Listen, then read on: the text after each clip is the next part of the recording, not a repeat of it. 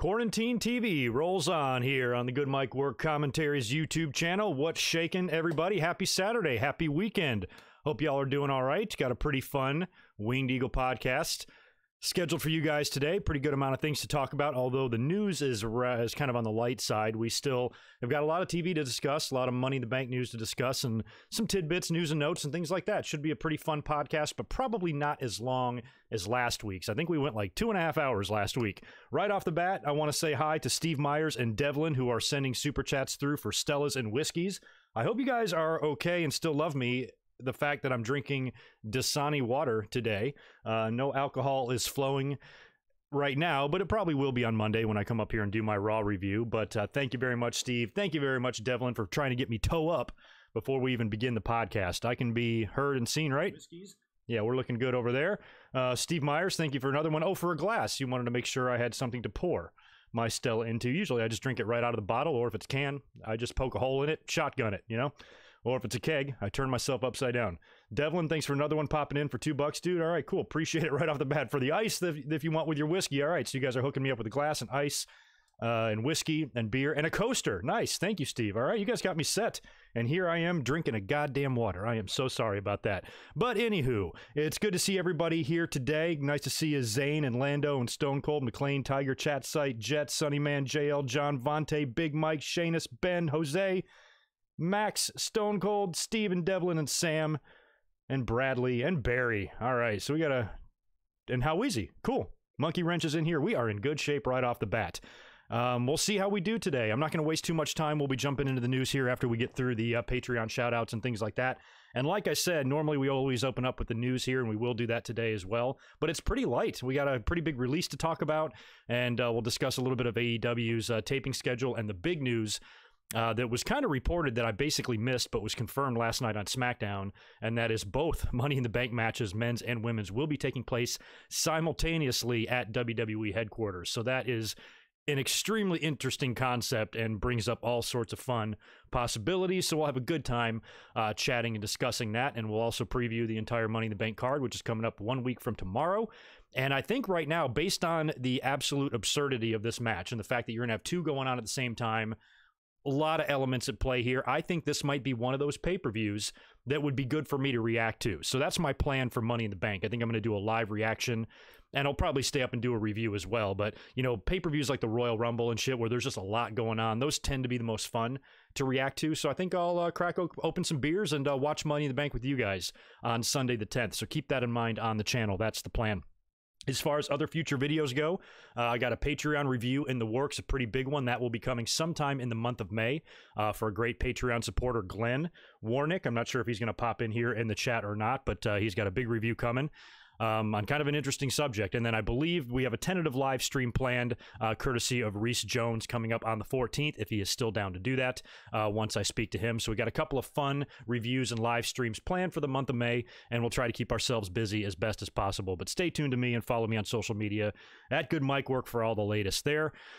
And other than that, I just want to give all of the Patreon supporters some love, as I always do, and shout out to all the great supporters. The Patreon channel's been, I keep calling it a channel. The Patreon page has been picking up steam a little bit because we've been working on doing some other things. And I'm still trying to figure some stuff out in terms of really offering you guys exclusive content, but with such a small amount of patrons so far, you know, I want to wait until it like builds up a little bit, and then I'll try to really beef up, you know, the type of content I get, you know, I put up there and things like that. So anyway, in the meantime, all of the awesome people that support, like Alex Reynolds, Barry MK400, Big Mike's Wrestling Recap Show, Blake Moran, Brandon Yelverton, Claudio Clavadetcher, Damien Elwell Sr., Devil and Husband, good to see you, man. Glenn Warnicky, I pronounced that wrong earlier on. Jimmy Anderson, Jordan Karg, John Riffle, John Rediford, Josiah Blevins, K-Dog's Kennel, Michael Cuomo, Keith Salyers, Michael Tong, Mr. Steve, Nathan Walker, Nick Musser, Reese Jones, Ryan Y, Scott Moss, Scotty Cura, another new Patreon subscriber recently, Steve, and the Double Z TV. Thank you to everyone for all of your support. And as always, my top Patreon supporters, those who pledge $10 or more per month or have a lifetime pledge of $200 or more, they're shouted out in the description below, and any of their social media and stuff is down there. So thank you to everybody for the support as always. You guys are the best, and really keep the ball rolling here on the channel. We'll jump into the news first. Let me make sure there's nothing else I need to address in the chat. Michael, good to see you. Just mentioned you for the aspirin after the hangover the next morning. Thank you. You guys got all my bases covered here. Can you guys pitch in for maybe like a massage or something and send someone over? That would be great. That would be super. But yeah, appreciate you guys hooking me up today. We'll see what kind of an audience we have. Kind of a weird situation. Not only is WWE's ratings in the shitter, I guess so is mine. Last Monday, when I came up here and did my Raw review, it is the lowest amount of views I have ever gotten in the history of the channel for a Raw review. The previous week, we got 10 or 11,000. And then this past Monday, there was like nobody here. It was just so weird, like fucking cricket. I mean, there's still 150, 200 people in the chat or whatever, but the overall views are, you know, maybe a fifth of what they were the previous couple of weeks. So let's hope that's bounced back, or let's hope that bounces back.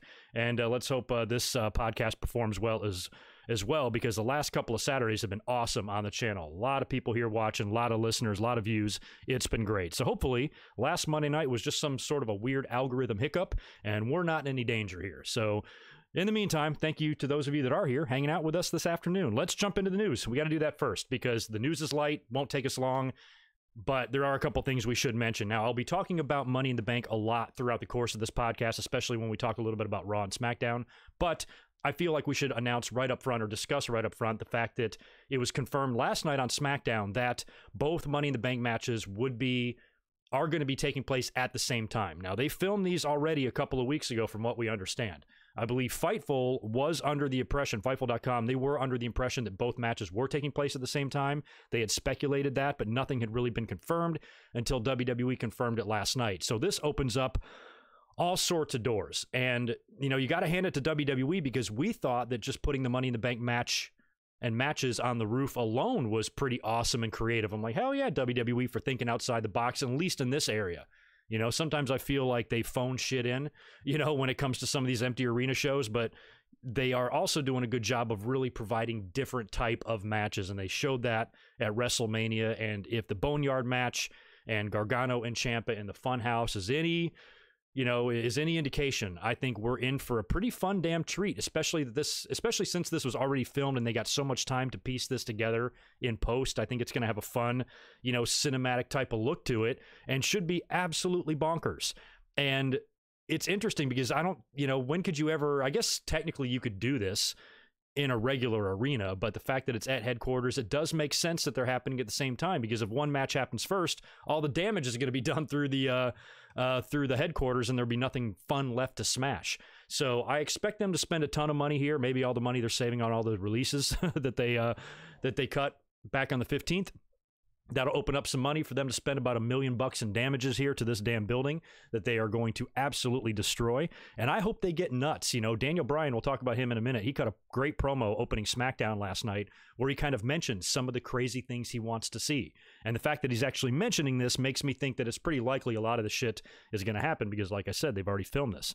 So they're going to be busting into everybody's office. I want to see shit go down in Vince's office. I want to see things broken. I want to see, you know, statues used. I want to see them do everything here. A lot of broken glass, a lot of broken walls, a lot of broken memorabilia, weapons out the ass, and somebody has got to fall off that damn roof, and hopefully that would be like someone like Baron Corbin.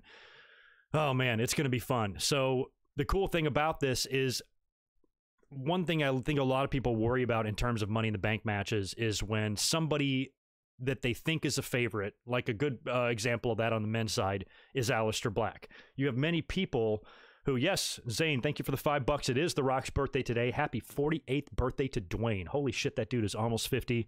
Where's the time going?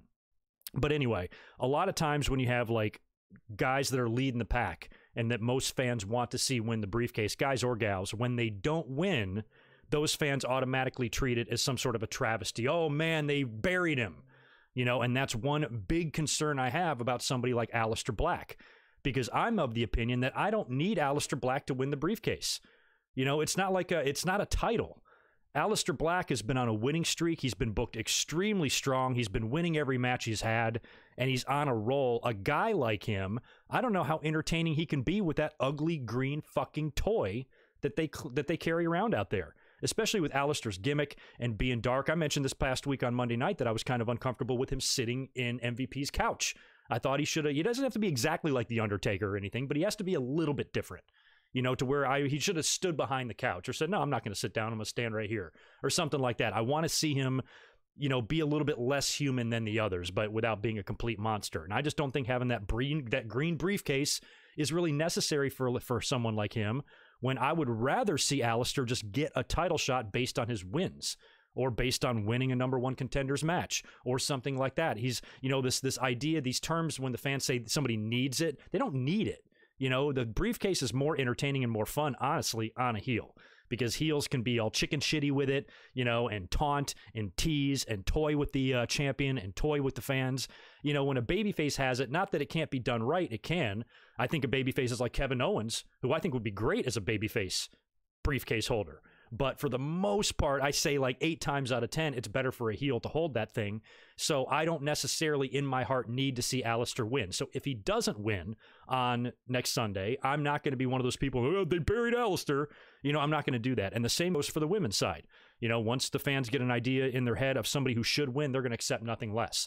So somebody's always mad and somebody's always claiming someone else was buried. So the good news and the good thing about both these matches happening at the same time is maybe that takes away a little bit from it.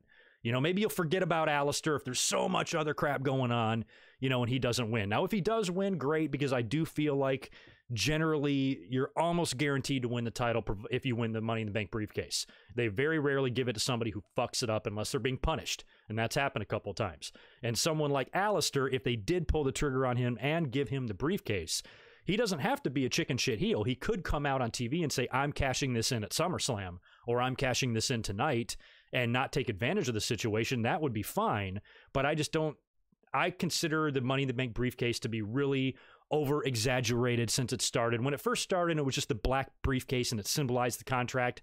That was fine. But when it started turning into a toy, much like the Elimination Chamber, devolved, from a demonic, scary structure that'll fuck you up into a goddamn Mattel playset, which is what it is now.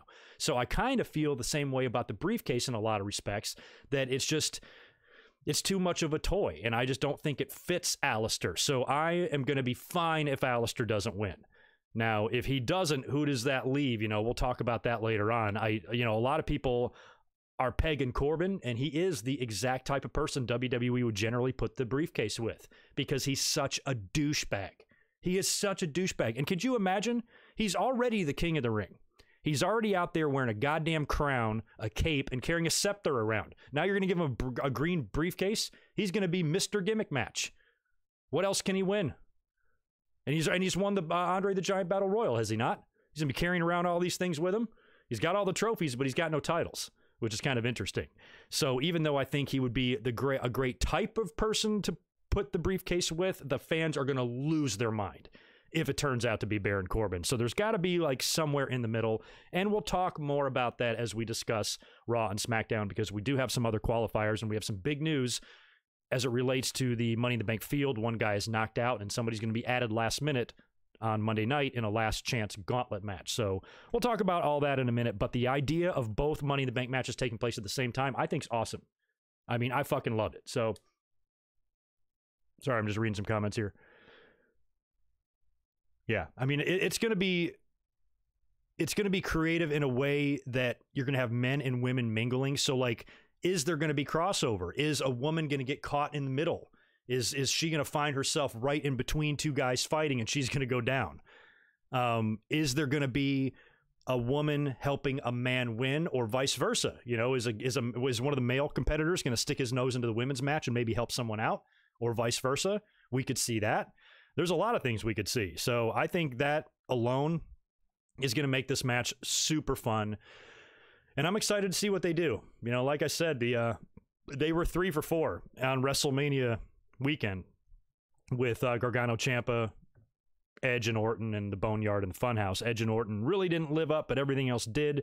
And I think their track record is pretty good so far, and they're probably going to deliver a pretty fun match for Money in the Bank. So that's awesome news. We'll discuss more on that as we go through here. Also, AEW is going to resume their live taping this week. So this Wednesday, I believe they are going to be live in Jacksonville from Daly's place, and they will be taping kind of similar to WWE, where it's like every other week. So they're kind of back to doing the same thing WWE is, which is good because they mass taped a ton of shit. I thought they had said they taped all the way up until late May, up until or through Double or Nothing. So now I'm not sure if the matches that are sitting there in the can are going to be unused, or if they're going to try to plug them in somehow into the live broadcast. I don't know, or maybe save them for AEW Dark shit. Don't really know what they're going to do there, but they will be resuming taping this week, and I believe Jim Ross is even going to make the trip and call the show, which I'm not sure if he should be doing that yet, but Jim Ross is a big boy. He can do whatever he wants. So that's kind of good for them that we're going to get some fresh content from them because, they taped their stuff so long ago, but they've been doing a really good job despite how much they taped in advance. They've been combining it with a lot of fun in between stuff, the Bubbly Bunch vignettes, and then you've had segments on Scorpio Sky. You've had Jon Moxley doing a couple of things. So when you add all of that together, plus the matches, which I think are coming off a lot better on TV than WWE. I know it's not very many people. I know they only have 5, 6, 7, or 8 people around ringside, but it makes a world of difference on Dynamite, does it not? Like when I was watching SmackDown last night, I'm like, WWE, they already kind of copied the hard cam, facing the aisleway like that they took from AEW at first. So if they try to do something similar to AEW by putting some people at ringside to make some noise, they're going to get crucified for copying AEW, but it might be worth it because even though it's not much and it's just a few voices, it helps. And sometimes you can't even see where these people are. I know there was a few Pineapple Pete and some others were, you know, at ringside there, but it almost sounded like it was more people than it was. So I don't know if there's people off lurking in the shadows, you know, making a ton of noise or whatever, but that little bit of noise, even though it's not much, and even though it's half a dozen people, I feel like it really, really helps the show. And WWE should consider swallowing their pride, you know, and sticking Big E and the New Day at fucking ringside so they can go absolutely bonkers out there during the matches with popcorn and do the shit that they used to do. It might help the flow of the match a little bit. I don't know. Just a thought. But so far, I'm still, you know, 6 weeks into the pandemic, I'm still preferring the in-ring product of Dynamite to what WWE is doing, for the simple fact that I just think it's a little bit easier to watch. Although, you know, Raw and SmackDown have had some good matches too, but it's just really hard to get past the dead, stone-cold silence. It's just too much. Too much. But anyway, AEW resumes their tapings. That should be interesting, and I'm still not really sure how Double or Nothing is even going to shake out. Obviously, there's going to be no fans there, which sucks. But they're continuing to roll, which is good because they're a new company, and I was slightly worried about their survival throughout this, but it's business as usual in AEW, it seems like. So good for them. Yeah, Nathan, we're going to talk about AJ here in a minute. Also want to talk about another release that was announced this week. Curtis Axel has been let go. I was not aware that this dude is going to be 41 years old this year. He's a lot older than I thought. I guess that makes sense, though. I mean, he's been around probably for 10 years, right? When was he aligned with Paul Heyman? Like 2013 or something? And I think he was, you know, he was working in NXT as McGillicuddy before then. So he's probably put in a solid decade in the company now, which just blows my mind. I still consider him in my head to be kind of like a young guy that still has a chance, but you know, WWE just never did shit with him, and it's just such a shame. So he is one of those guys that felt like WWE forgot that was even there. So for all we know, Curtis Axel is thrilled to be released, you know, but he also might have been one of those people that, you know, kind of enjoyed getting that steady money coming in, even if he wasn't working or not. So if he's happy to be released, then I'm happy for him. If he's bummed out or a little bit worried, then I wish him the best. But I think he has the potential to make money somewhere else. I cannot believe that WWE could not capitalize on having Mr. Perfect's son in the company when it looked like they tried a little bit. I remember when he pushed, you know, Triple H down, they aligned him with Paul Heyman, but for some reason he wasn't impressing them enough. I thought he should have been given more of a chance. I thought a lot of the mistakes they made with him were done on their end more than they were on his. And he was always just a really good wrestler and a good hand. Remember when The Rock came back and wrestled with John Cena at Survivor Series against The Miz and R-Truth? I know it was Axel that like worked out with him. There was a photo from, you know, one of the warehouses where WWE has a ring where he was helping get The Rock into ring shape. And that was way back then, 8 years ago. You know, he's always just been a really good hand. It's in his family. Why they couldn't have capitalized on his family legacy or history. And he did become Intercontinental Champion, which I think is cool, but it didn't feel very good. You know, it didn't feel like it was, you know, I was hoping he could maybe help bring that title back to what it was, you know, carrying on the legacy of his dad. But it just never turned out that way. So it's a shame. I always thought Axel was good. I think he's got money waiting for him in Japan if he wants to go there, especially if he goes to Japan for like a year and kicks some ass over there a little bit. He can come back here to the States and sign with AEW, and he can squeeze, you know, 3 or 4 years more out of his career and make it right, you know? So that's what I'm hoping for Axel. Best of luck to him. I've always been a fan of him, and I remember marking out when WWE put him with Heyman. When they did that back then, I was like, that's awesome. That's what they need to do. You know, Heyman had Cesaro and he had Axel, and both of them just shit the fucking bed, man. He even had CM Punk for a short time, although Punk did better than those guys did. But, oh, man, it's just, it's a shame. You know, when you look back, Axel and somebody like Cesaro as well are two of my biggest regrets. You know, I just think, and there's others, but I just can't believe they couldn't have figured out a way to make a little bit of money off of Kurt Axel. You know, I even liked his name, you know.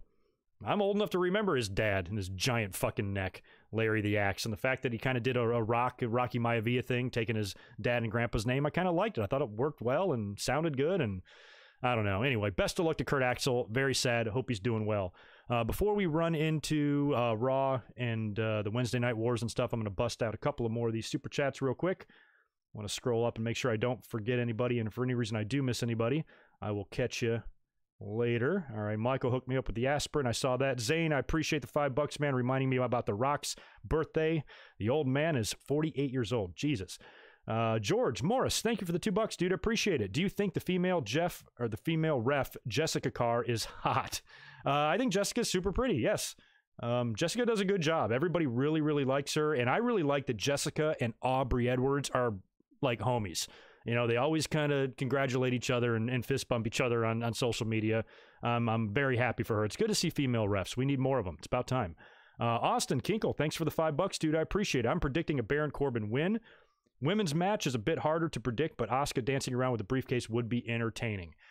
It would. Now, Asuka would be super fun with the briefcase. That might be why they're giving her so much mic time, because she's so spazzy and shit. And she would be like, I'm trying to put myself in the shoes of the champion.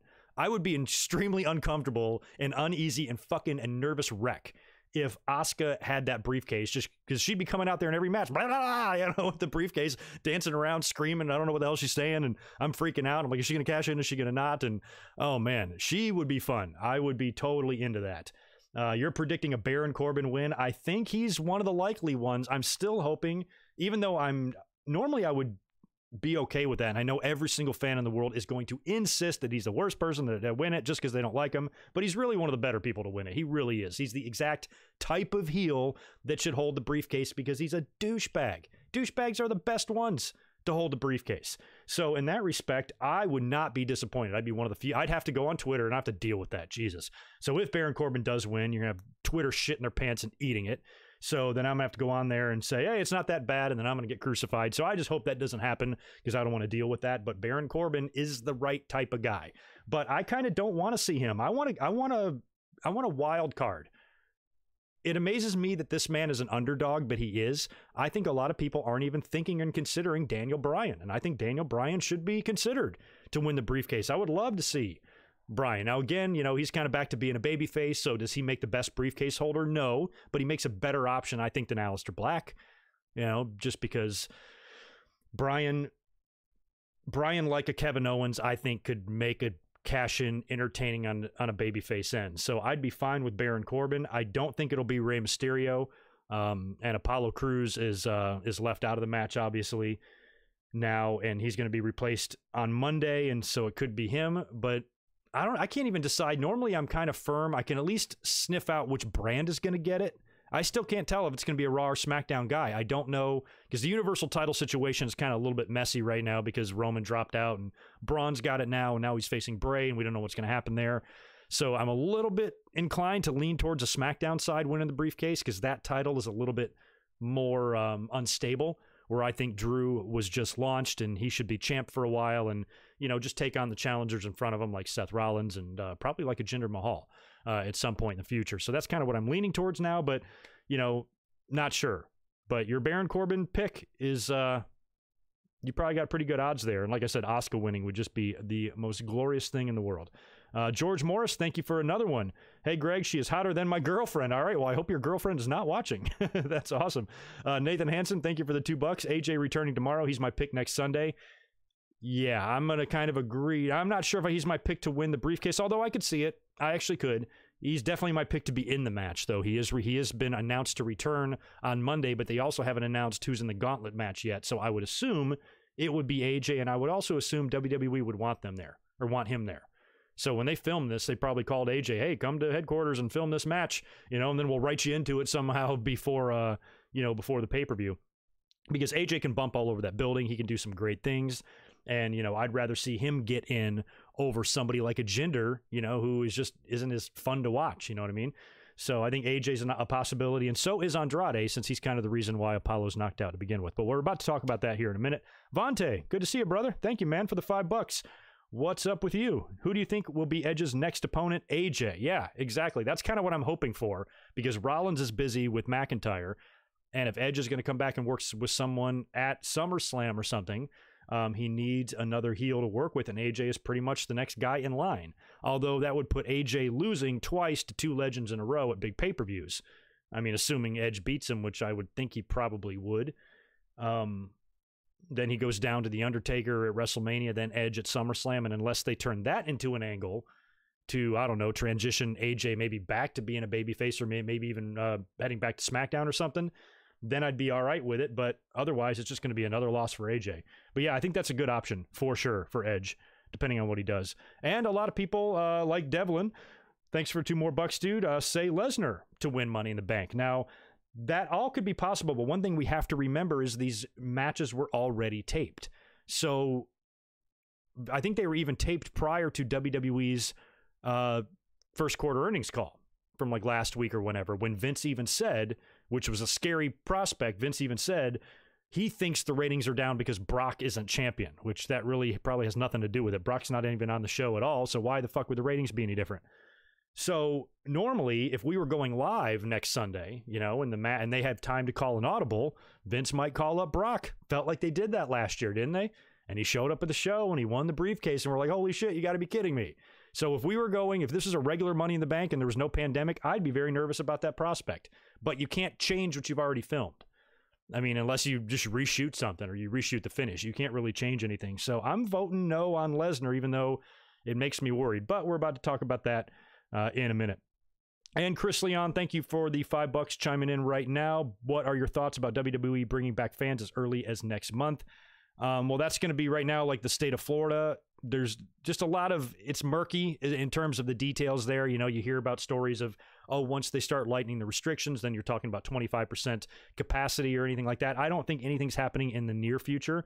I mean, it's May 1st. So when you're talking about June, you know, maybe it's possible that things like that could happen, but it's not immediately on my radar yet that's going to happen. But I'm sure as soon as restrictions are, you know, lightened, that both companies will try to hold some sort of a show, even if it's, you know, hear about the 25% thing and maintaining a 6-foot distance and all of that. If it eventually gets to that based on, you know, the numbers and, you know, what, you know, the governing bodies want to do, then that's fine. But I just think it's just still a little bit too early because nothing yet has been set in stone other than a few states opening back up. But I don't think it's time at all.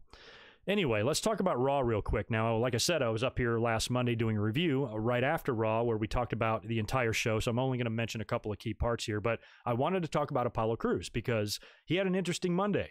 He opened up the show in a 6-man tag and wound up pinning Andrade in the match and then just bitch slapped the hell out of him backstage after the match, which led to United States title match later on in the show. So I kind of felt like we might see a title change. Andrade had not defended the title in like 60 days. He had just come off a suspension. And Apollo feels like WWE wants to push him, but every time they try, they can't figure anything out. And now they're trying to make us remember him again. He looked really strong in that 6-man. He showed no fear against Andrade backstage. He almost had confidence, almost a cockiness about him. Like, don't fuck with me kind of thing, which I liked to see out of Apollo. Might be what he's missing. So I thought maybe Andrade was ripe. But they did something interesting in the match where they did a ref stoppage where Apollo tweaked his knee, after attempting a top rope move or something like that. And Apollo worked it a little bit. He couldn't continue. The referee stopped the match. And due to the injury, Apollo is now out of Money in the Bank, and they're going to replace him this Monday with a last chance gauntlet match with several guys. Now, we don't know who's going to be in that match yet. I would say Andrade would be one of them. And probably AJ Styles and Jinder Mahal is another likely one there. So once they announce all these names, somebody's going to come out winning that. Now, first, in terms of Apollo, I'm okay with this story. I saw a lot of people saying, oh, they're burying Apollo. There's a story that's being told here.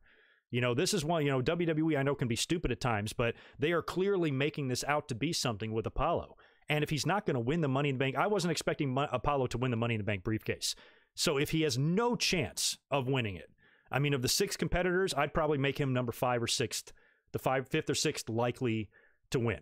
So he wasn't winning that anyway. So if he's not going to win it, I'd much rather have them do a meaningful story and actually do something with him other than just sticking him in a random match that he's not going to win. And when he's done, he has no direction.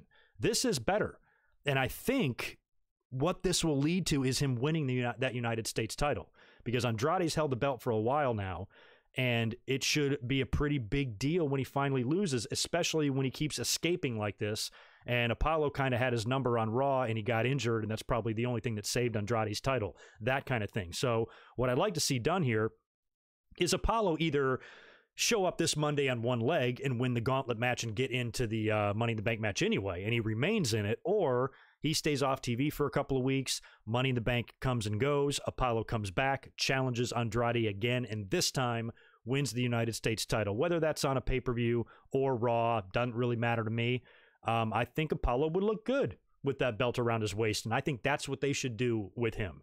And it looks like that's kind of where it's going. You know, because Apollo's going to face some adversity here. He was really bummed out on Monday after losing. He was, I think Charlie attempted to interview him backstage, and he was like weeping in sadness. He almost has that like Drake Maverick type of sympathy.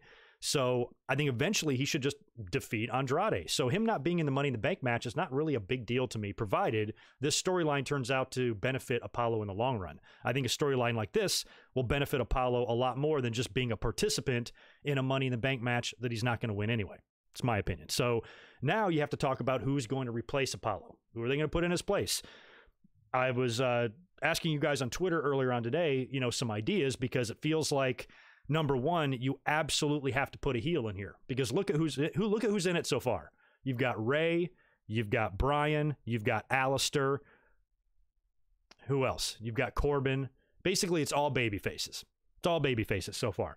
So if a babyface wins on Monday, that means the Money in the Bank match is going to be all baby faces and Baron Corbin. They're just going to, and Otis, I'm sorry, Otis qualified last night. So it's going to be 5 baby faces just beating the absolute piss out of Baron Corbin up and down WWE headquarters, which would make for some extremely entertaining television, but I don't know if I think that's kind of out of balance. So I see a heel winning this year. So who are your heels on Raw? The biggest ones would be Andrade and AJ Styles, who's going to make his return, and the newly returned Jinder. Now, some people think Jinder's going to win, but again, you got to remember this was already taped. So if Jinder won, he would have had to be the plan the whole time.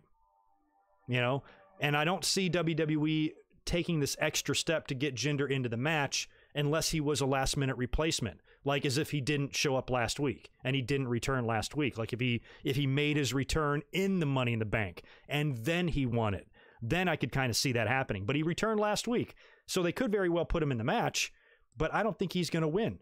And I think a lot of the fans are very cynical. They're like, oh shit, he's going to win. I'm like, not necessarily. There's enough story there, much like Aleister Black, who's kind of on a winning streak right now and I think can get a title shot without the briefcase.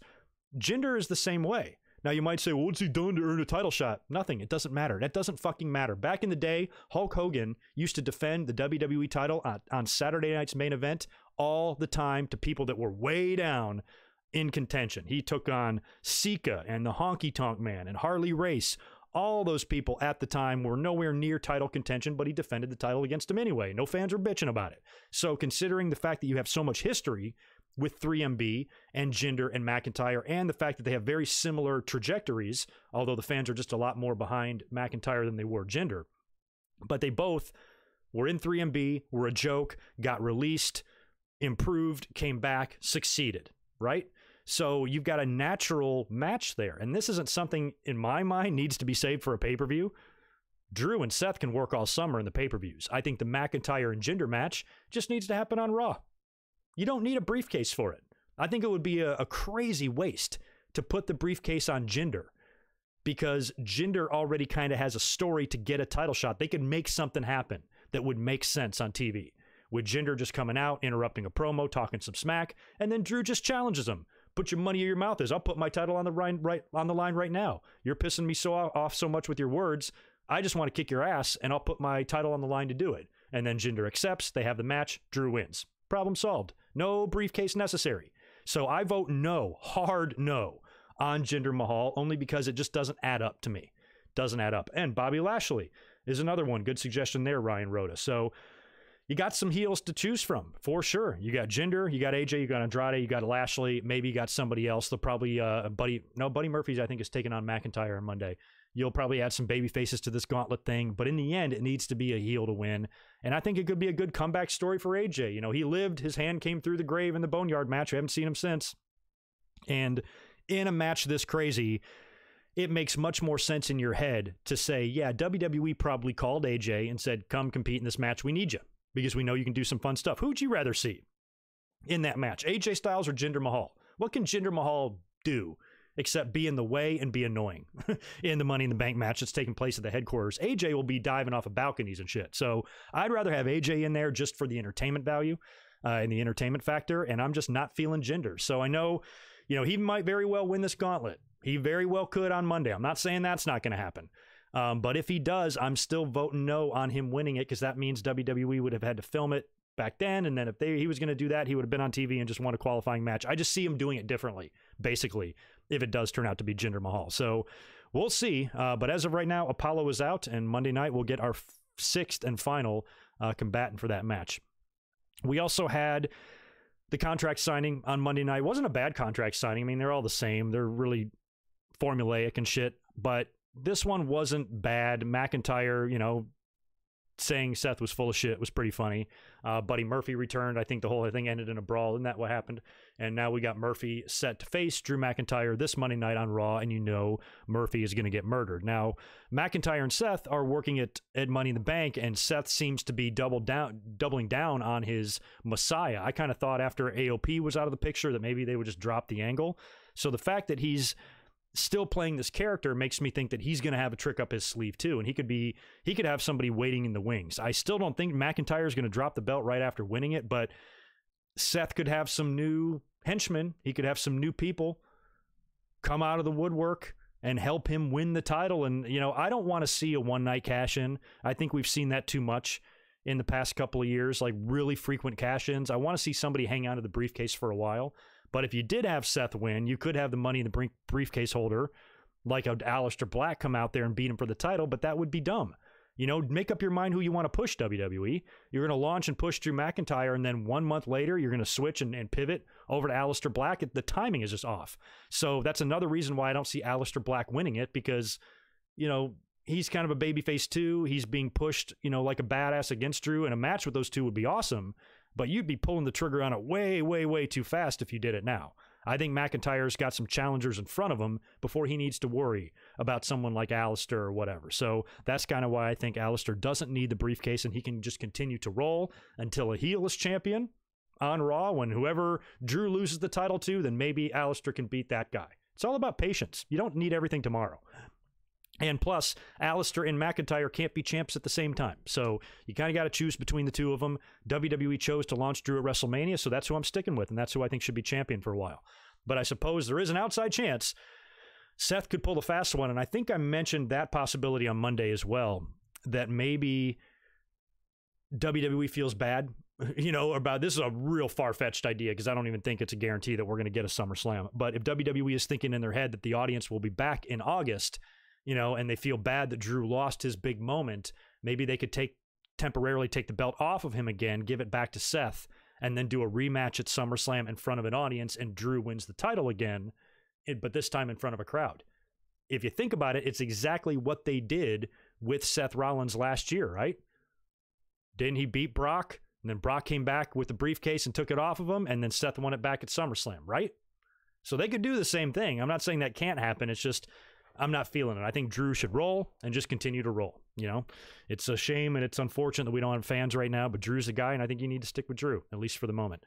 Other than that, the only other thing I really didn't like on Raw was the dumb triple threat match that they were scheduled to have with Nia Jax, Shayna, and Asuka, and then Nia jumped them both and beat the shit out of both of them, and the match never got started, and that was it. I didn't really like the position that put Shayna and Asuka in. Nia Jax right now has got a ton of heat, of course, and I think that only added to it on Monday night.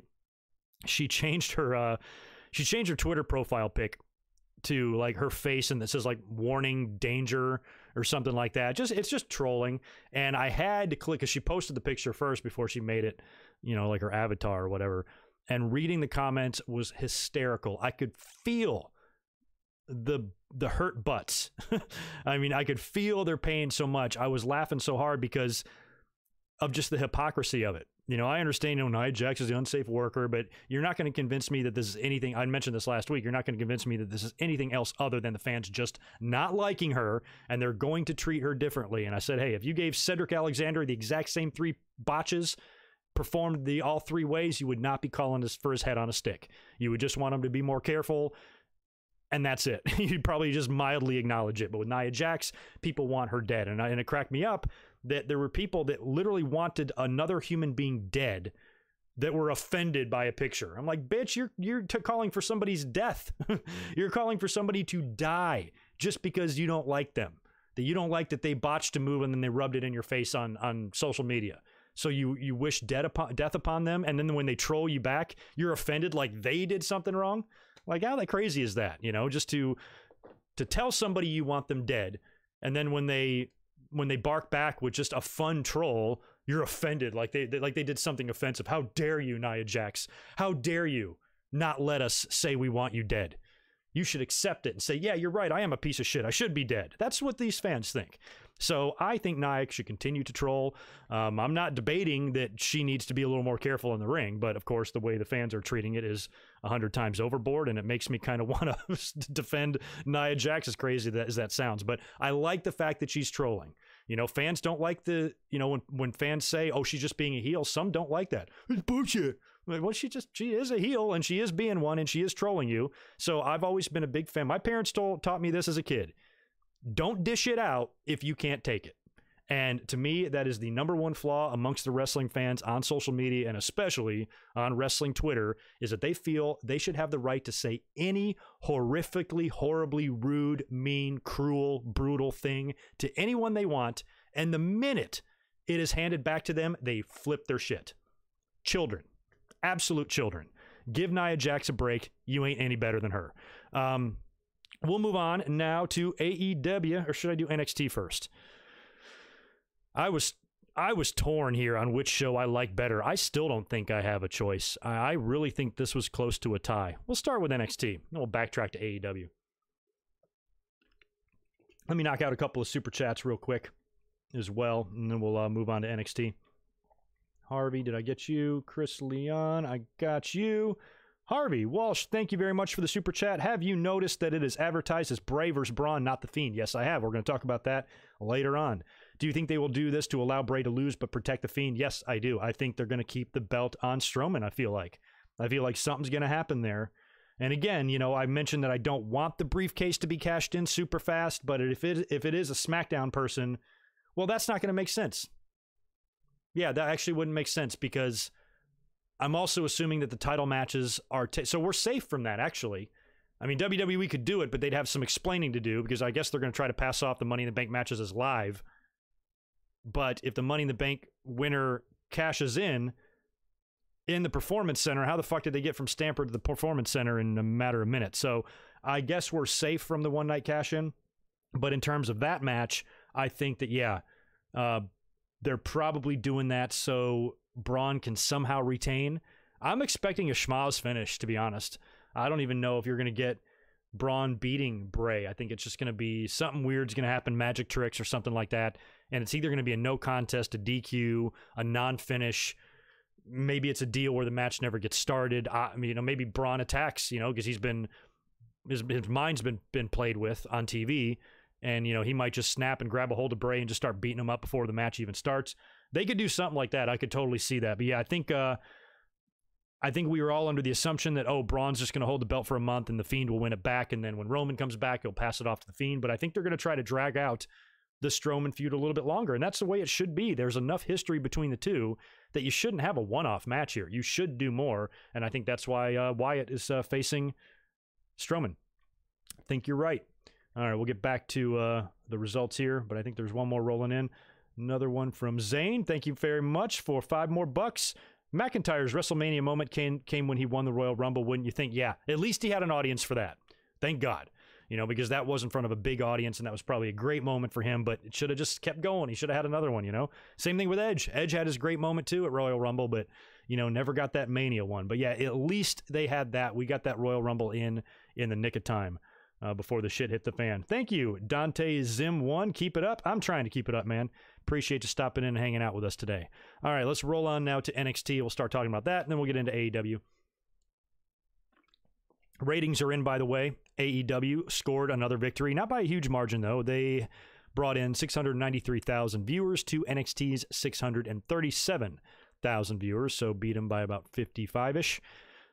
So not a huge victory, but about what we've come to expect between these two. You know, they're usually within 100,000, and they're basically in the high 600s every time. So yeah, they haven't seen 1 million viewers in a while. That probably won't happen again until the fans come back. Although next week NXT is stacking up a pretty big show. We got 2 title matches next week, which will be fun. Anyway, NXT and AEW, both of these shows had 2 tournament matches because they're both in the middle of tournaments right now, although AEW's is about to wrap up.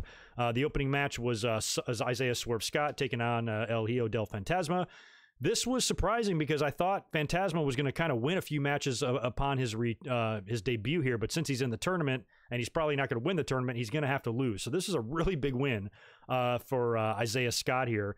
Later on, too, Phantasma would have to fight off those kidnappers again, so I'm still not sure what's going on with the Lucha Kidnappers. Somebody even mentioned to me on Wednesday in a tweet that they think it could be Phantasma himself behind it. That is possible.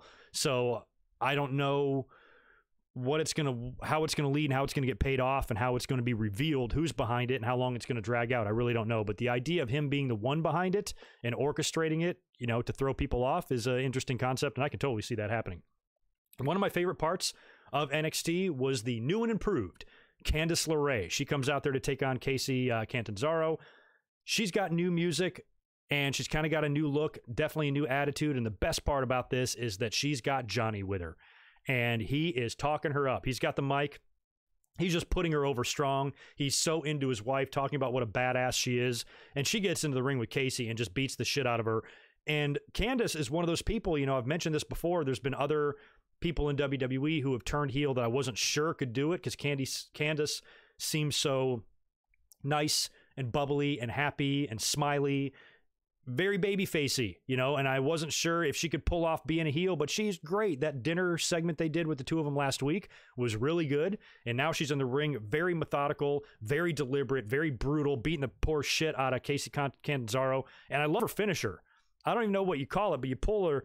I don't know, if you're going to execute like a surfboard on someone, you're going to pull them up. She does that with the two arms, but then she puts her boot into their back and just slams her face right into the mat, basically like a stomp. Awesome finisher there. She calls it the Wicked Stepsister. Ouch.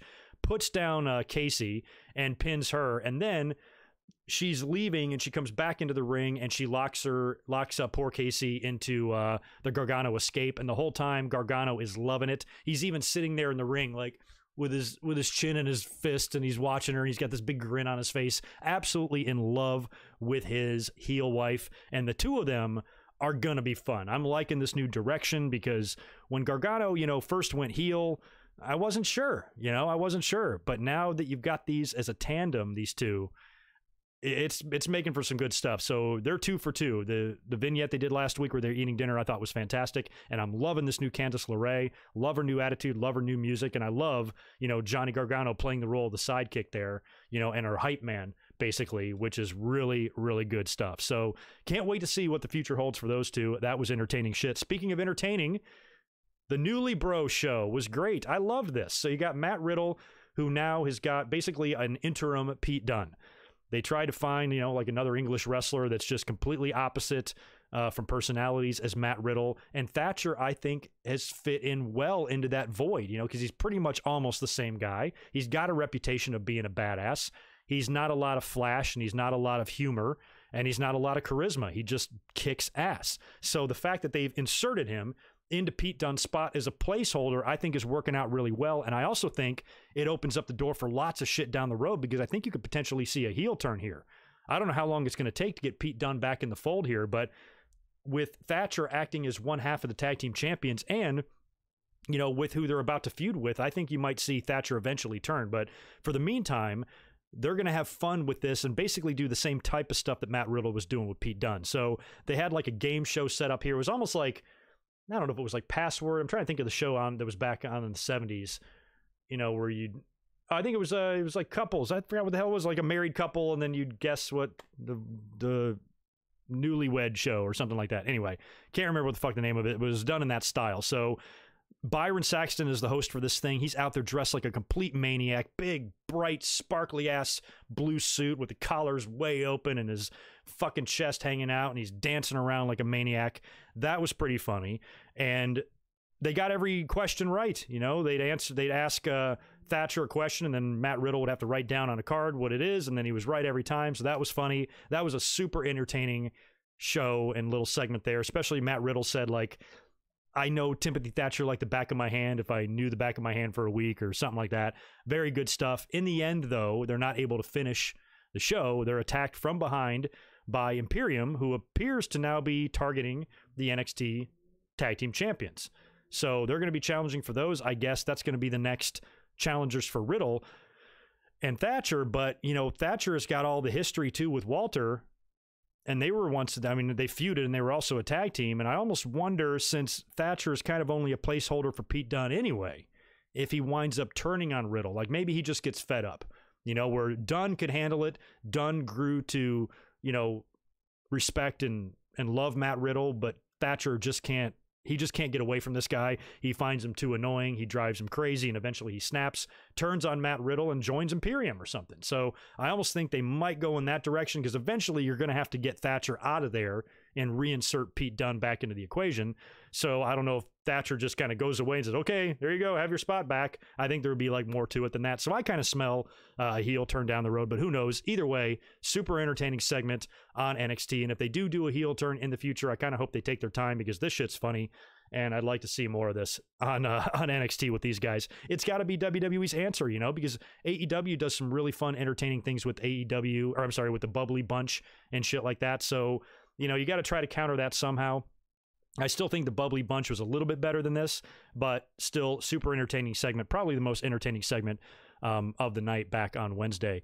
We had Adam Cole cutting another promo on Velveteen Dream. They've got a title match next week, so I wasn't even sure last week when that was going to happen. So the title will be on the line Wednesday. Adam Cole defending against Velveteen Dream. Now, upon Dream's return, when he came back and made it clear that he was using Roderick Strong as a way to get to Adam Cole, I kind of thought that was cool. And, you know, Velveteen Dream, if they're not going to call him up to the main roster, and you've got a year-long champion as it is, and he's got to drop the belt to somebody at some point, I think Velveteen would be the perfect guy. Now, we haven't heard any new information on the accusations that we very carefully discussed last week. I didn't want to get too much into it because we still don't know the details, and I don't want to assume anything or try to steer anyone's, you know, thinking or opinions in any way, shape, or form. So basically, in terms of the facts of these accusations, nothing has been proven or disproven at this point, and WWE, it seems like, are going about their business as usual with Velveteen Dream. Now, unless everything has now been squashed and WWE knows all of the facts and the full story and they're confident with what they know, I think it's possible that Velveteen could win the title. But if there's still some unanswered questions here and WWE's doing like a wait and see type of game, I don't think they're going to put the belt on Dream here. So I'm kind of right now picking Cole to somehow to retain, even though I think he's extremely ripe for a title loss.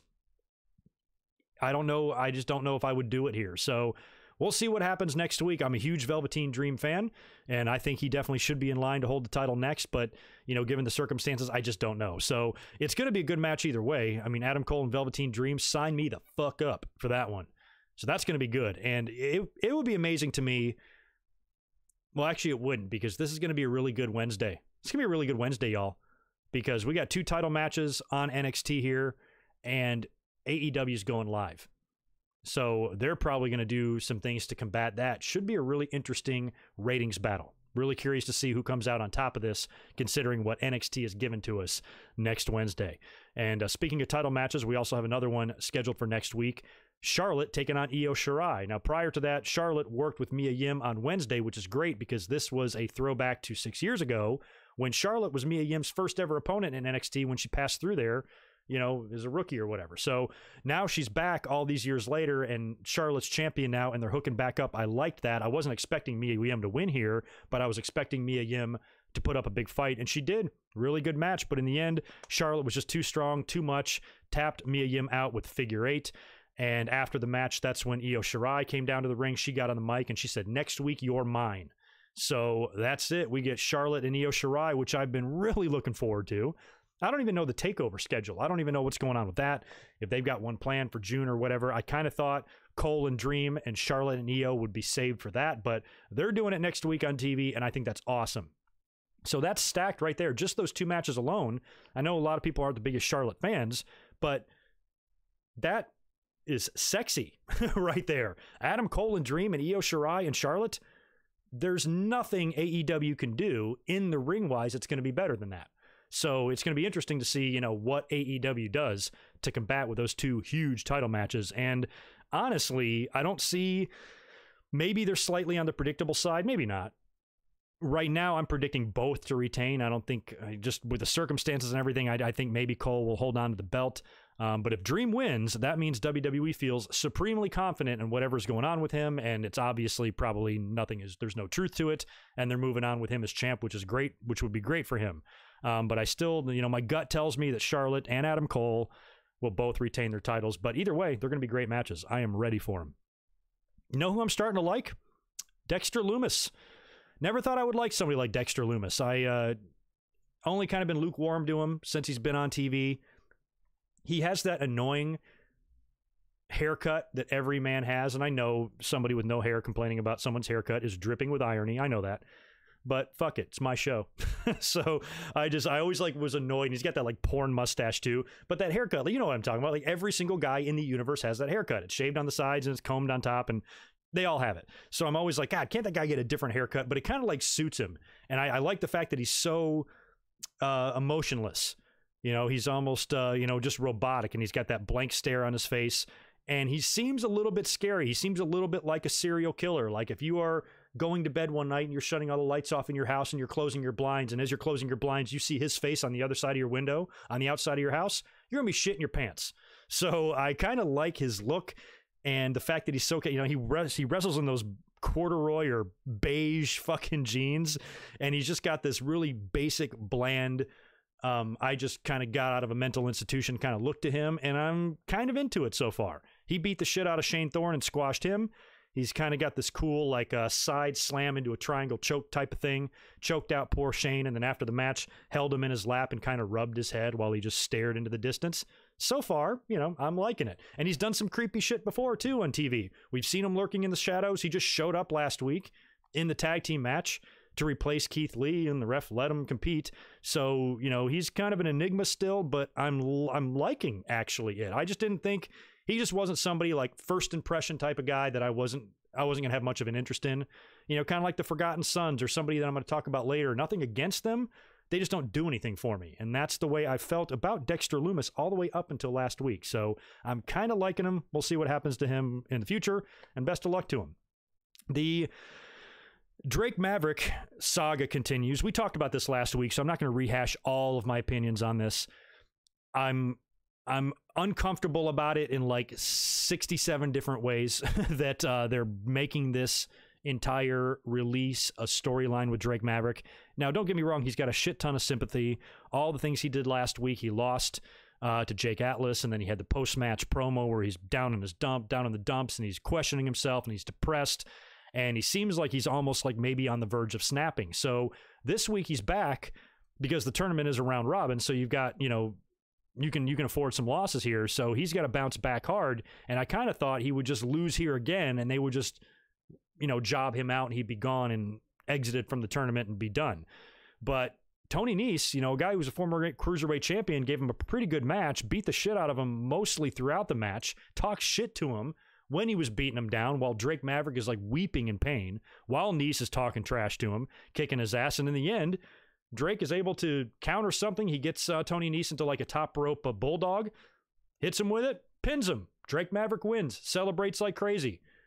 Talks, I think he does an interview after the match next to the belt, and I just can't tell what they're going to do here with him. Part of me was saying when this first started that they would probably have him win the tournament, win the belt and then win his job back. But I'm just not thinking that this is a good storyline for them to do. I mean, it's working in terms of the fans really wanting what's best for Drake Maverick, but we were all under the assumption that he cried his way back into the company with the social media video and all of that they felt bad and they brought him back in. But all the reports are saying that he is still legitimately released. That is a real thing. And he's just coming in to do this tournament, and he will be gone when it's over. I mean, hell, if he's an interim cruiserweight champion anyway, I guess it stands to reason that he could actually win the title and then drop it to Jordan Devlin when he comes back and then leave the company anyway. But why are they doing this? In my heart of hearts, I feel like Drake is going to come out on the other side of this with a job. I just don't see any positive or any upside to turning releases into storylines, because that should be left alone in terms of, just not being insensitive to people who actually were released. And, also to the fans and the audience and to the wrestling journalists and the people that cover this shit, you don't want to have to worry now about releases being kayfabed or not. And if they are, generally you'll know they're kayfabe. It's like when Vince got fired, you knew that was kayfabe and shit. So sometimes, if you're doing it on TV, that's one thing. But when you announce on the website and all through social media platforms and through the wire that somebody is released, and then you bring it back to TV and you turn that release into a storyline, it's just icky. And if Drake Maverick's willing to go along with it, I guess it's not a big deal. If he's not offended by it, because he clearly is a WWE guy, that's where he wants to be. He seemed legitimately devastated that he was released and didn't want to go. So that's why I think when all of this is over, yes, he might not be re-signed yet, but how can you not after this? Are you really going to send this guy on his way if he doesn't win the title? Just what a shitty ending for him, and it just gives you that like uncomfortable. I feel dirty or something. It's the only way I can describe it. I feel dirty. I feel gross. I feel uncomfortable. Not a good storyline. Not one that I'd recommend, and not one that I really have any interest in seeing. So we'll see. But now that he's got a victory under his belt, what does he do now? Does he bounce back with another win, and now he's got a winning record in this thing, or does he take another loss? I don't know. What's the end game for this? What do you guys think? They're going to wind up doing with Drake. Does he stick around, or is he really going to be gone and maybe brought back after the pandemic later on this year? That's an option as well. And that could be the understanding too. They might be saying, Drake, okay, we're going to keep you released, officially, just so, the fans can continue to think that. And then later on, they might be telling him, when everything's done, we will bring you back. Don't sign with AEW. When the fans are allowed back in the buildings, we'll bring you back. And maybe that's what they're telling him. I don't know, but it's just, I don't know. I don't like the whole thing. Kind of sucks. Anyway, we'll talk about the main event next. That is the only thing left on NXT to discuss. We have Keith Lee defending the North American title against Damien Priest. They've been really building this up in the last couple of weeks. Priest attacking Keith Lee last week. The nightstick has been a big part of this feud as well. And this was, and Damien Priest is a big guy. He's very tall, very large, goes about 250, and he's in there with an absolute moose like Keith Lee. This was hard-hitting, stiff, strong, and brutal, everything that you would expect from these two guys. But in the end, Keith Lee is a guy that I assume just needs to continue to roll hard. And we should not even be discussing him dropping that belt right now. So I wasn't expecting any sort of a title change here. I was just expecting a good match, and it was. Damn fine North American title match. In the end, Keith Lee won with 2 spirit bombs to put down Damien Priest definitively, and it was great shit. Keith Lee, one thing that's interesting and impressive about him is how well he can work with large guys. The matches he had with Dominik Dijakovic were amazing. And now he's doing the same thing here with Damien Priest. Keith Lee is a fucking star. I'm telling you, man. He's one of my favorite guys in the company right now. I'm basking in his glory, that's for sure. Man, oh man. But yeah, NXT, super solid show. Good matches. We had 2 tournament matches that I thought were both very good. I loved the Candice LeRae and Johnny Gargano match, and their whole presentation there. The Newly Bro show had me laughing my ass off. We had Charlotte and Mia Yim in a good, solid match. We saw Charlotte back inside an NXT ring competing against Mia Yim for the first time in I don't know how long. So that's all good. And we set up 2 big title matches for next week. Dexter Lumis continued to impress. And we had a solid, awesome title match in the main event. It's very hard to say AEW had the better show on Wednesday. But man, they had a good one too. And by the time I'm done reading through these results, maybe I'll officially pick someone in my head. But as of right now, I'm calling this thing a tie in terms of which show I enjoy. I'm not saying which show was better or anything like that. You guys can decide that for yourself. But as far as which show I enjoyed more, I pretty much enjoyed them both the same this week. I can't really pick a winner. I can't. Anyway, I have some good and bad to talk about Dynamite, so we'll get into that as well, because that opening match was fucking weird, man. Yeah, Andrew, I was going to mention that too when we discussed Io Shirai and Charlotte. We got that match coming up next week, and I know everybody's going to want to see Io Shirai win. I just don't see it happening. I would prefer to see Charlotte drop the belt back to Rhea Ripley. So if that's the internal plan, I don't know if it is. I would think it is, but then again, when Charlotte beat Asuka, I thought Asuka would come back and beat Charlotte, and that never happened. So I guess it's not an absolute that Rhea's going to come back and win the title, but that's what I would do. I would have Charlotte come in, win the title. That's because, assuming this pandemic never happened, that's what I was saying prior to WrestleMania. I was like, oh yeah, I could totally see that. The other 2 world titles, they're all, mixed up in their own feuds and storylines right now in the moment. Charlotte doesn't really fit into either brand and their title situation, yet she won the Royal Rumble. So, going to NXT, winning the title there, spending some time there, and getting some fresh matches, I think would be a good idea, and it would test all of the NXT talent against the WWE's best. Seems like it's a win-win, provided she goes there for 2 or 3 months with the title, drops it back to Rhea, and comes back. So I'm hoping that that's still the plan for Charlotte and Rhea Ripley. I'm hoping.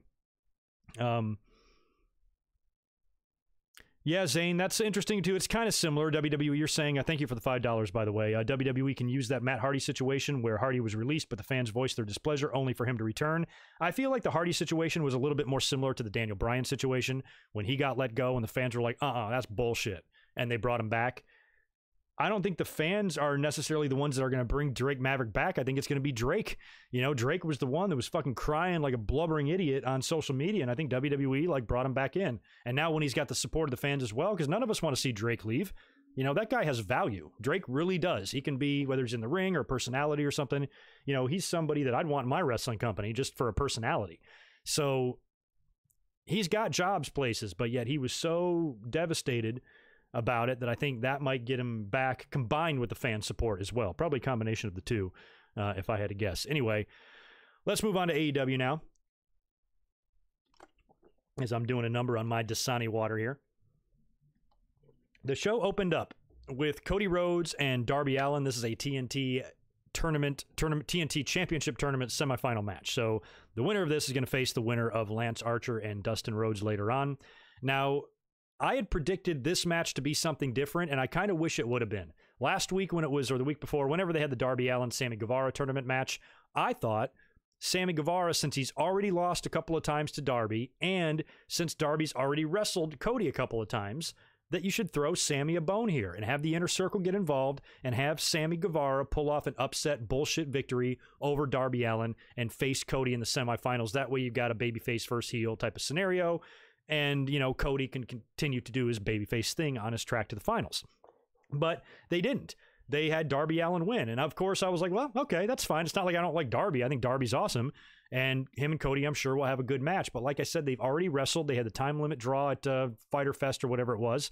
And then Cody beat him after that. That was that match that I've always complained about, with Arn Anderson jumping on the ropes, telling Cody to put his knees up on the coffin drop.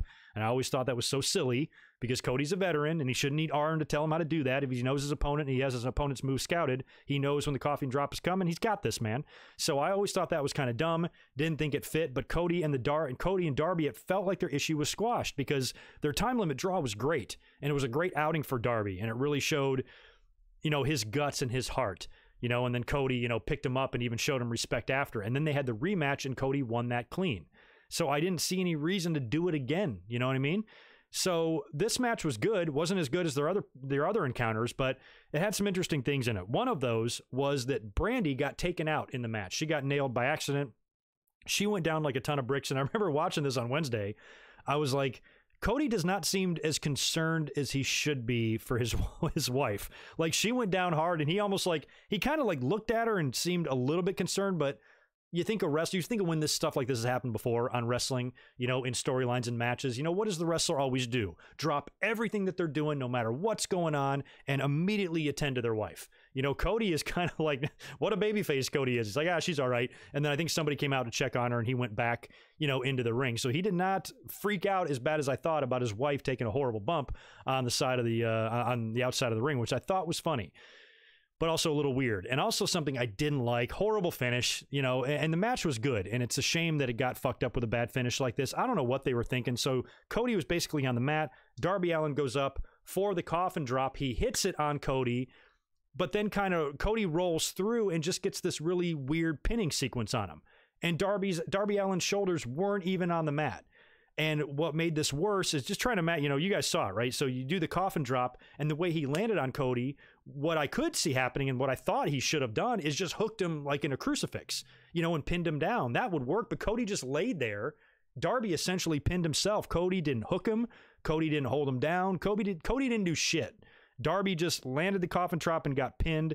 I don't know if they're trying to play it off like, oh, maybe Darby hit his head on the other side of Cody on the mat, and, you know, that knocked him out temporarily and he got pinned. It was botchy, and I'm surprised they didn't figure out a way to edit that to make it not look so bad. But I thought that was bad. I thought Cody should have at least hooked his arm and pinned Darby the same way Becky Lynch pinned Ronda Rousey, you know, just, hold his shoulders down a little bit, but it just didn't look right. And it looked terrible.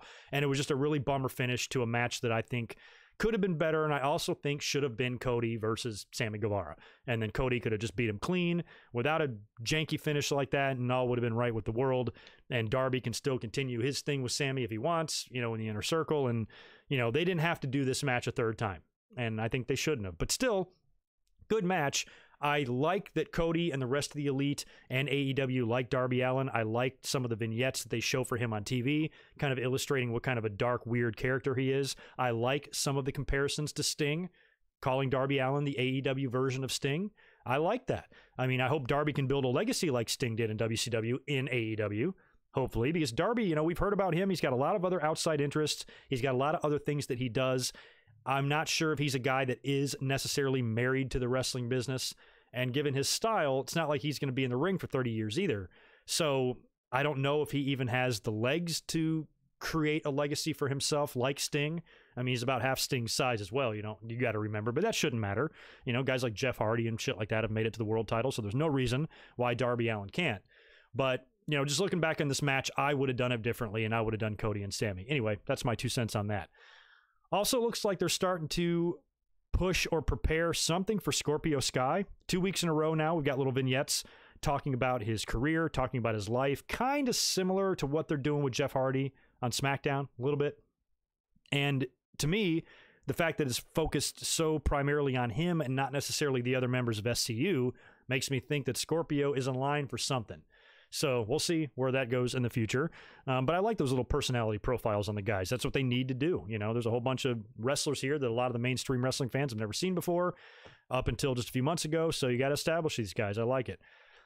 Man, I was so worried here, but we've got some positive news to report with MJF.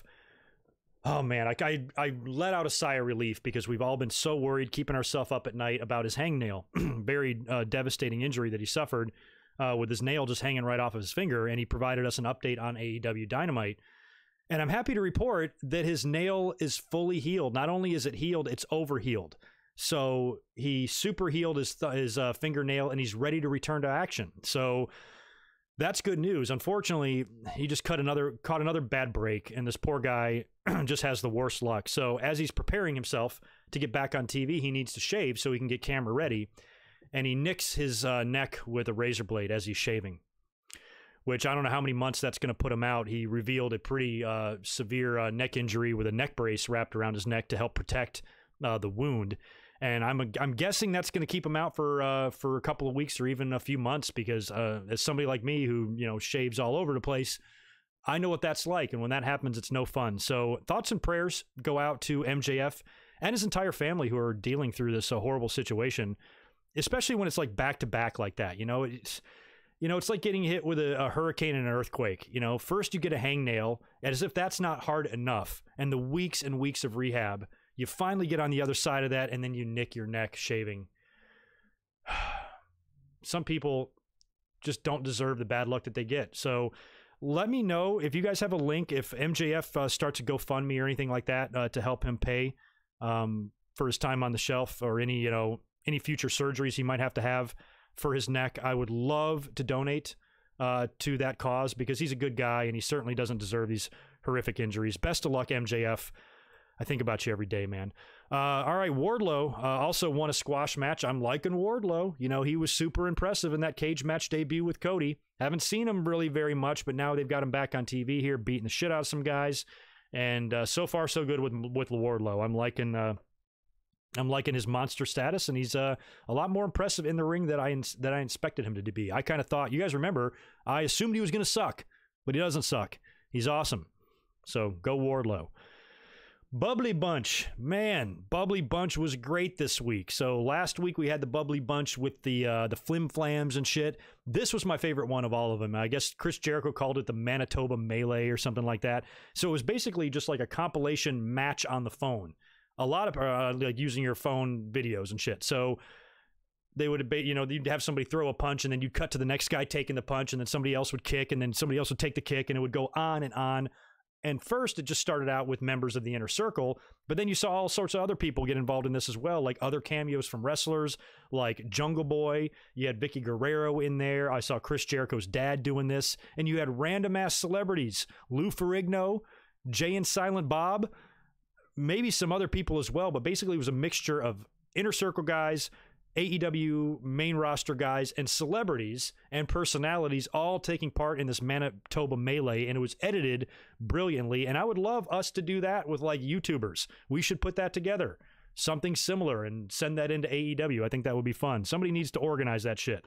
Maybe I should organize it, but I really like that. That was fun, and that is a good example of how both companies are really trying to figure out other ways to do entertaining shit, because everybody's stuck at home. As a matter of fact, on NXT, I believe I heard the story that Morrow and Beth called that from home. Did they not? So the fact that you're able to do more now, I've been having video chats with friends, you know, back home. I'm even doing a lot more of that stuff. So the fact that the wrestling companies are trying to incorporate TikToks and flim-flams and FaceTimes and shit like that together is really cool. So I like the way that was all put together. The Bubbly Bunch was entertaining as hell this week. Great stuff with Jericho and Sammy Guevara and all those guys. And even Jake Hager had me laughing a couple of times in that. So that was fun. We had an ODQ match with the Best Friends taking on Jimmy Havoc and Kip Sabian. This was like just your weapons match. Just brutal. They're beating the shit out of each other with ladders and chairs and all sorts of crap. Orange Cassidy got taken out real bad at first, and Orange and Penelope Ford were all involved in this thing. In the end, the Best Friends got the win. Not much to say about it other than it was just kind of brutal. And I'm not really a huge Jimmy Havoc fan that much. I don't know why. I liked him just fine, but then I remember hearing the story about Luchasaurus beating the shit out of him because he was drunk and obnoxious in front of Tony Khan. And, you know, once I heard that story, not even sure how much truth is to it, it just turned me off. I'm like, what a fucking drunk. He's probably just fucked up all the time. And plus, he's kind of got a hardcore style of wrestling, and he's just not one of my favorite people on the roster. Like, he doesn't do a whole lot for me. But if you're into blood and guts and a good hard-hitting weapons match, this match was for you. Loving the Britt Baker stuff, too. Again, AEW taking things off-road here and doing some shit elsewhere, like we've seen with Moxley and others. And now Britt Baker has had a couple of weeks where she's been doing little vignettes and promos from her dentist office, talking about how she's a role model and the rules of being a role model. And when you enter into her dentist practice, it's basically like a shrine to her.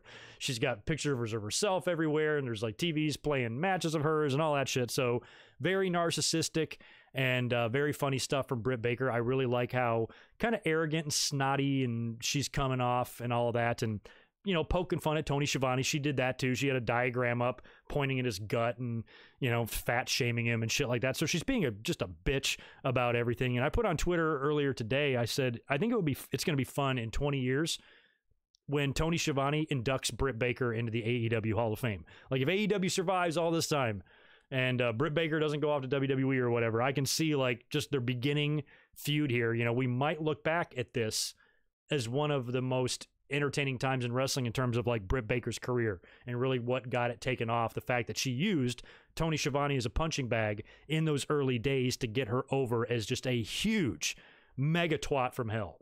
And so far, she's doing a good job. So I'm liking all of that stuff with Britt Baker. That's good shit. We have Shawn Spears back in action. He defeated a guy named Baron Black. Never seen him before. I think a local wrestler or local jobber there. Pretty much a squash match here.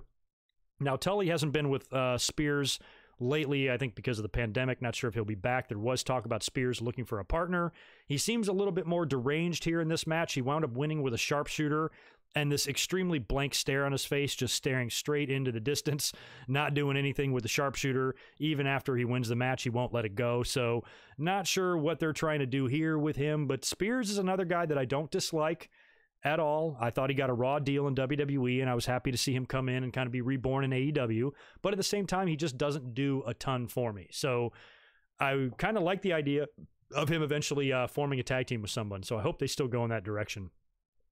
Brody Lee escaped with his life in this match. He is one lucky bastard, because when you get in the ring with Marco Stunt, you're putting your career on the line.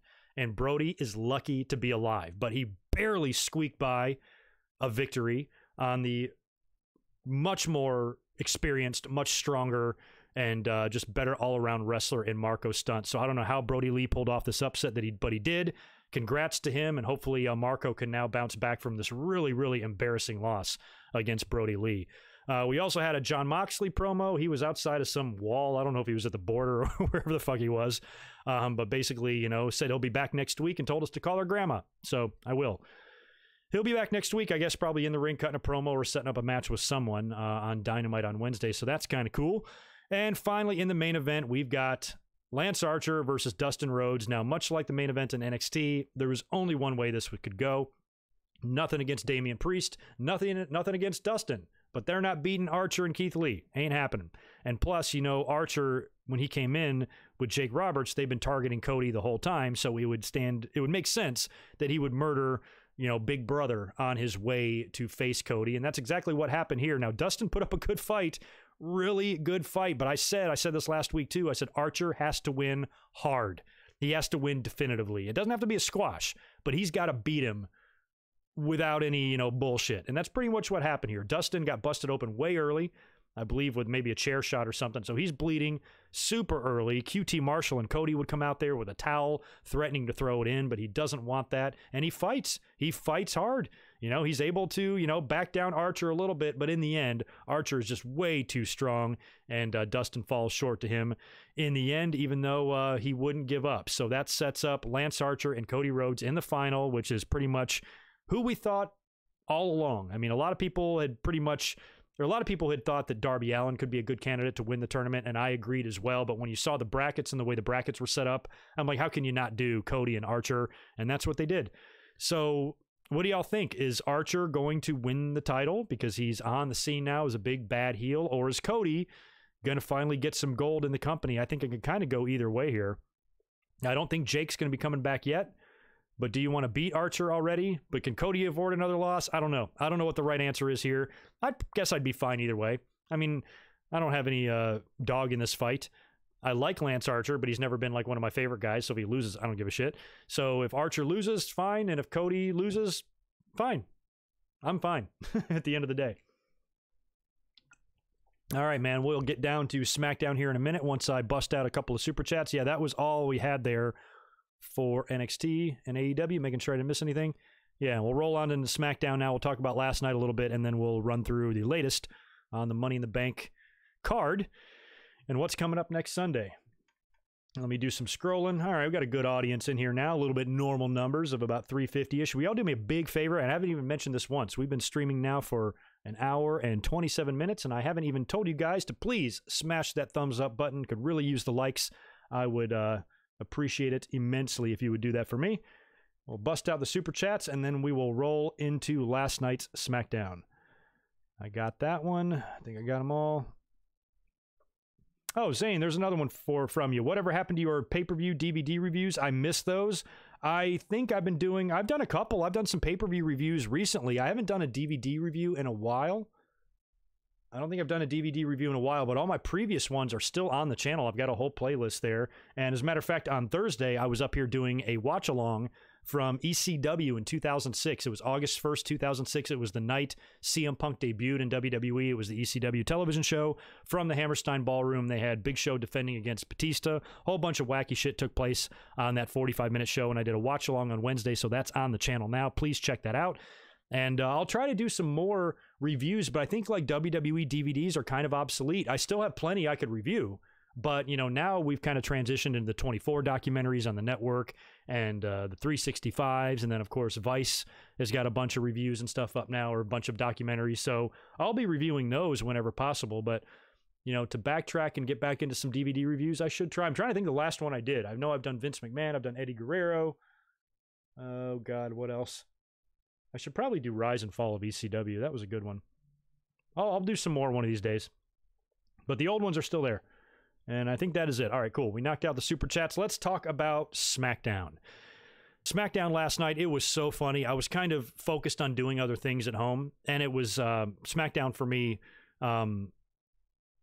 or I'm 3 hours difference from the East Coast. So, you know, it's airing at 8 p.m. on the East Coast. It's airing at 5 p.m. here. But I have regular Fox stations, so I can't watch it until 8 p.m. anyway. But I usually try to pull up just a stream online, and so I can watch it live. And I had completely forgotten about SmackDown. I was like scrolling through Twitter, and I can't remember who said it, but somebody I follow was like, SmackDown time. And I'm like, oh, shit. I literally forgot. So I pulled up the show here on the computer, and I watched it. And it was cool because that means I didn't have to watch it today. So Daniel Bryan opened up the show, cut a promo. I liked this promo. He went on to talk about all the things, all the crazy and wacky shit he wants to see at Money in the Bank in the ladder matches, and then he's interrupted by Baron Corbin. And just in a wonderful promo from Bryan, I mean, he just dunks all over Corbin here. Basically, he just doesn't take any of Corbin's shit and tells him how bad he sucks, reminds him how bad he sucks, and he goes, hey, wait a minute, what's going to happen even if you win? Even if you win that Money in the Bank briefcase, what happened last time you won that? Pointed out how he squandered it and screwed it up and was one of only like 4 guys to unsuccessfully cash in the briefcase. So basically, in a nutshell, what Bryan told Corbin here is that you suck, and even if you win the briefcase, you're going to blow it on account of how bad you suck. So really awesome there. I thought Daniel Bryan definitely got the better of Corbin on the mic there. They went to commercial. We come back. We got Daniel Bryan versus Baron Corbin one-on-one. And guess what? This was an amazing match. I was enjoying it. Baron Corbin, like him or not, he can work. If you think Baron Corbin can't work, then you don't know the definition of professional wrestling, and you just let your hate do all the talking for you, because he is a good fucking worker. Hate to burst your bubble. It's just facts.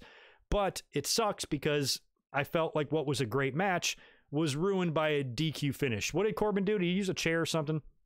He got the whole thing, the whole match ended, and I kind of thought we could have seen a winner there. I don't think it would have been a big deal if Bryan tapped out Baron Corbin, and which makes me think that maybe Corbin won't win the Money in the Bank, because if he was going to win the briefcase, he could have afforded a loss here.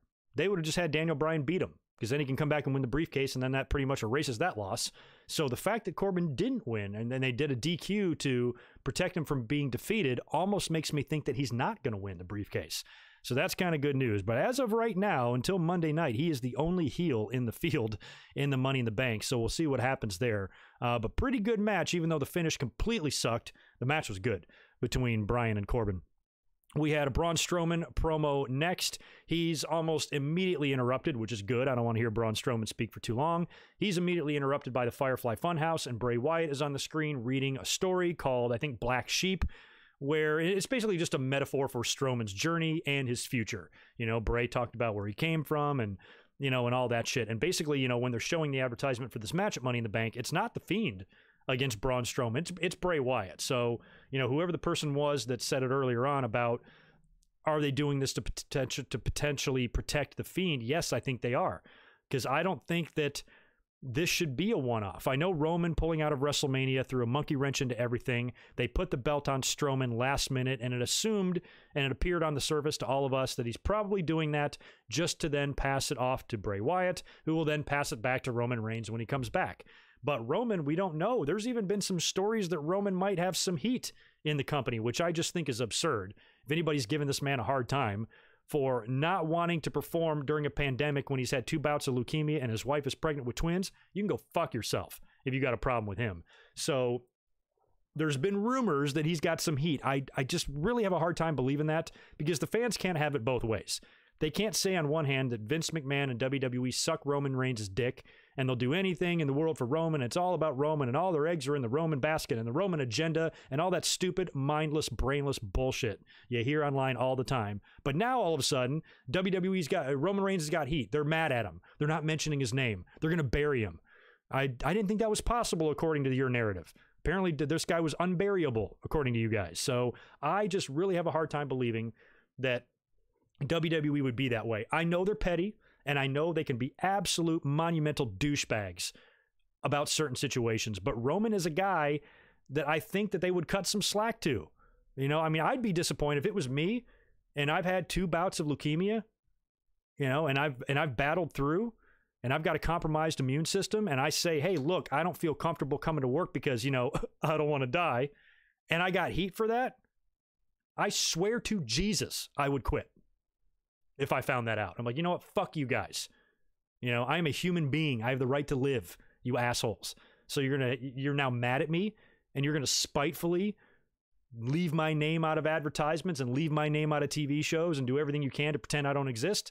I really have a hard time believing that's the case. But some fans think that Roman's got like all this crazy heat, and maybe he does. But as bad as the WWE is, as horrible and evil as they are right down to their fucking core, I would hope that they're just not that evil, you know? And Roman will be brought back. When everything goes back to normal, he'll be right back in the fold, right back on the top of the card, and right back winning world titles. But for right now, with his future so up in the air, there's no reason to rush Bray and Strowman, which is why I think that Wyatt being the challenger here is going to help stretch this feud out, and eventually it'll lead to Strowman versus The Fiend. So Strowman might beat Wyatt. That's a very good likelihood here. I mean, I said earlier on that I feel like my gut tells me they could do a schmaz or a DQ or some bullshit like they did at Hell in a Cell or something. But, you know, Strowman is a guy that beat Goldberg. He's the champion now. The champion who wins the belt at WrestleMania should win his first title defense. So, I'm sorry to say that, but it's just the way it is. I'm no Strowman fan. But we talked about this just not long ago because the anniversary of this just happened. Triple H is the only guy in history, I'm pretty sure, to win the title in the main event of WrestleMania and drop the belt the next day or the next month at the pay-per-view. So I can't see this happening to Strowman. And I think when Wyatt wins the title, it'll be Fiend to win the title, not Bray Wyatt, right? So I think something's going to happen here. Strowman may very well beat Bray Wyatt, but then he'll immediately make it known that this issue is not over and continue to play with him. And then the Fiend will make an appearance, and then that could either be our SummerSlam match, or I don't even know what's the June pay-per-view. What's the schedule? Are we having a Battleground or a Payback or anything like that? I don't even know the schedule. So we got some time before we get to SummerSlam, but I'm going to guess we're looking at a minimum of 2 pay-per-views here for Strowman and Bray. And we'll see. We'll see what happens. Sheamus killed a jobber. Looked like a very young, like super young Kofi Kingston because he had this, he had these bright yellow trunks. He reminded me of Jamaican Kofi, kind of. But poor Sheamus killed that kid in about 5 seconds. Or Sheamus killed the poor kid, I should say, not poor Sheamus. After the match, we cut to another Jeff Hardy video package. This, I believe, was Chapter 4, telling his story and his journey, really focusing heavily like on his substance abuse and his personal demons, which they've talked about multiple times before. You know, Jeff's had, 286 chances to clean up here.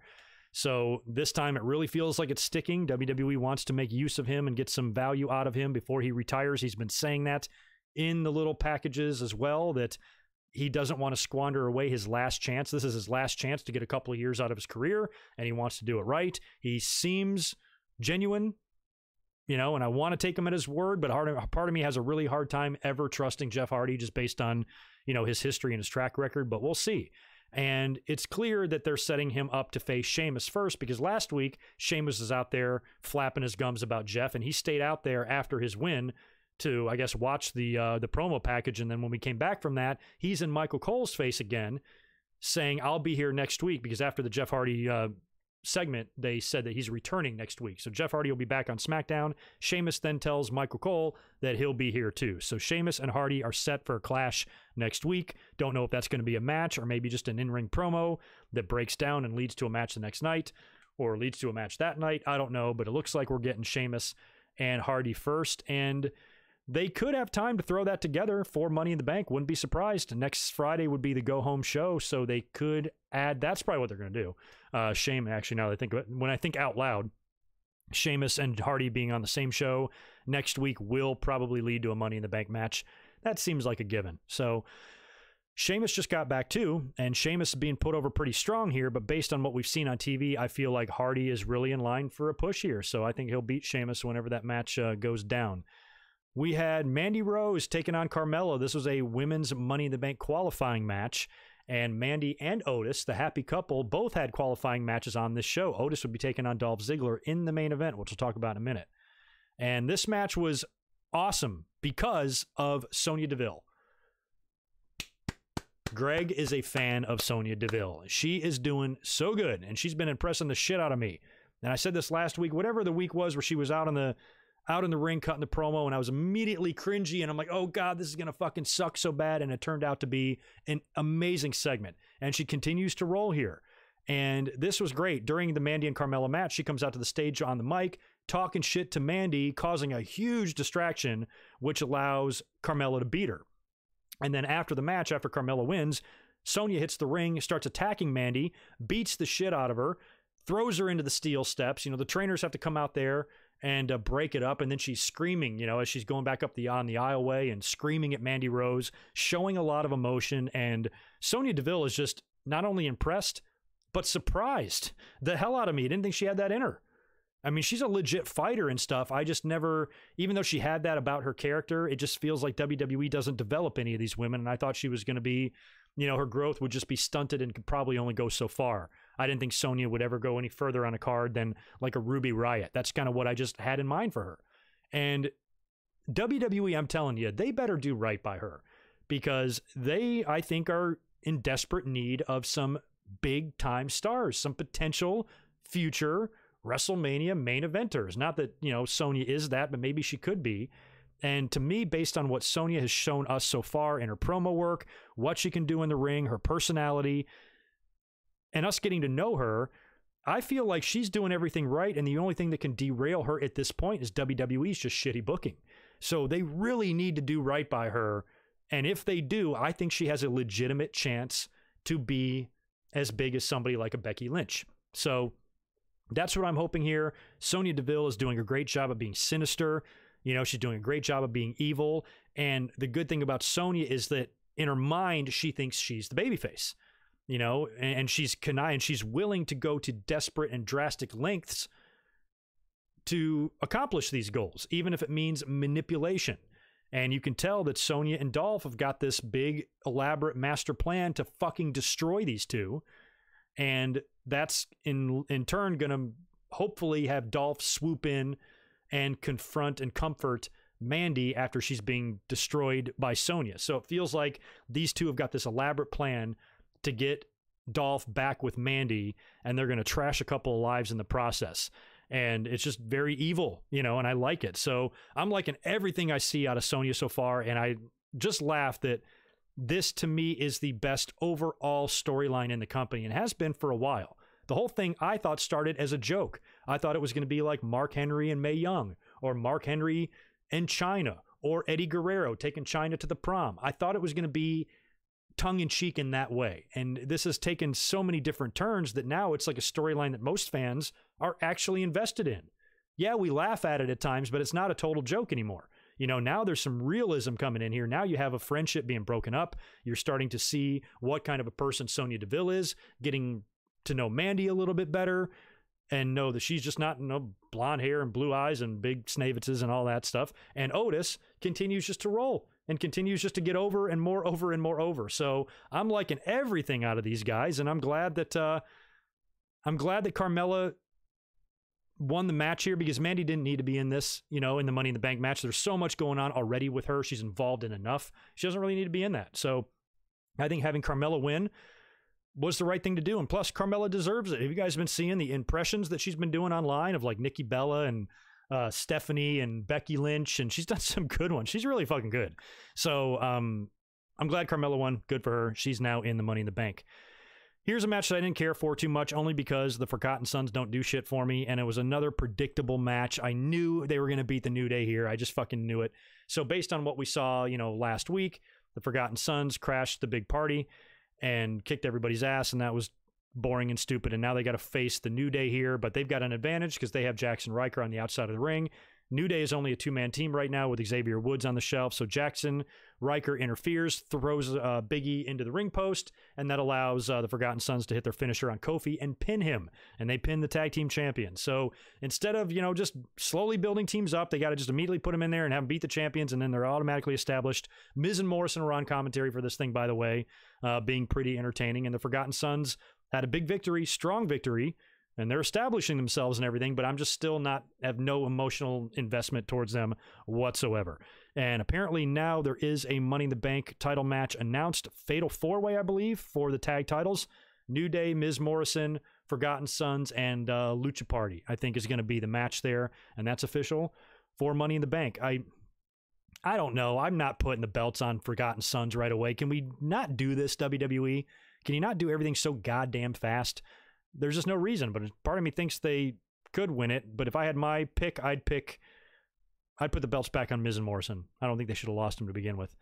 Anyway, next up we had Tamina, backstage promo. She's interrupted then by Sasha Banks, who tries to trick her, talks about their history. I kind of forgot that Tamina was backing up Sasha for a while. She was like her bodyguard, and they've had some history, which I completely escaped my memory. So she tries to touch on that, but Tamina kind of sees it coming. Tamina's not dumb. I kind of like that Tamina was like, she saw what Sasha was trying to do, and she catches Bayley, trying to attack, and, they all start fighting and all that. So, Tamina getting this title shot kind of out of nowhere is weird. I don't see her winning the title. I still think this has to lead to Bayley and Sasha somewhere down the road. But, you know, it's got me thinking that maybe WWE is saying, let's do something with Tamina finally. But she, again, much like the Forgotten's, just there's not a whole lot that Tamina does for me. Nothing against her. Wish her the best. If they want to give her a chance, I think they should. But, you know, I'm not buying a ticket to see her, basically. We ended up with Dolph and Ziggler in the main event, but there was a couple of things that happened backstage first. After Mandy got beaten down, Dolph actually approached Otis and tried to act concerned. He was like, is Mandy okay? And Otis just kind of looked at him, and you could kind of see some sympathy in Dolph's eyes. And I'm like, oh, now they're kind of pulling that at you. You know, and this is probably all part of Dolph's plan to eventually manipulate Mandy back into his life. So the fact that he's doing that, it's probably just, you know, him fucking with Otis. And then later on, we also see Dolph and Sonya with a very sinister promo talking to each other, basically kind of revealing sort of what their plan is. So you can tell that the two of those together are a very evil pair.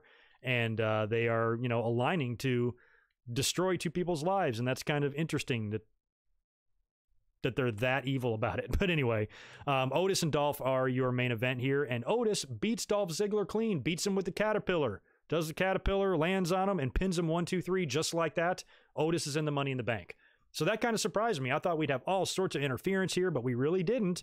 And Otis main evented SmackDown and won and qualified for Money in the Bank. So that's, you know, that's a big deal for his career. I mean, they're really kind of pushing Otis. Now, Otis is another babyface that I think would be pretty damn funny holding that briefcase. But as entertaining as that concept sounds, no. It's like entirely too early in my head for Otis to be winning the briefcase. And I don't even know if he can get up that ladder and do it anyway. But he's going to be a fun guy to have at headquarters. I think they are stacking the field with some pretty entertaining people, because you know Otis can do some fun things. I think Otis should stop off in the cafeteria or something and have a snack during the match or something. I don't know. But you know for sure during the Money in the Bank match, Otis will be eating something. I will almost guarantee that at some point he'll eat a sandwich or something. And it would have been actually funny now that I think about it. It actually maybe would have been cool if Mandy would have qualified, because they could have tried to help each other out. You know, Otis could have been distracted by the women's match trying to help out his Peach Mandy or whatever. So that would have been maybe an interesting dynamic if you have some alliances in each match and they can kind of cross over and help. But in the end, I guess Carmella probably still was the best pick there. So that's pretty much your SmackDown. Not a great show, probably skippable, but you know, Otis qualifying was a big deal. I think Sonya Deville continuing to roll, impress, and improve and evolve is a very positive thing about SmackDown. They had a really good match, I thought, with Daniel Bryan and Baron Corbin, even though it ended in a fucked up finish.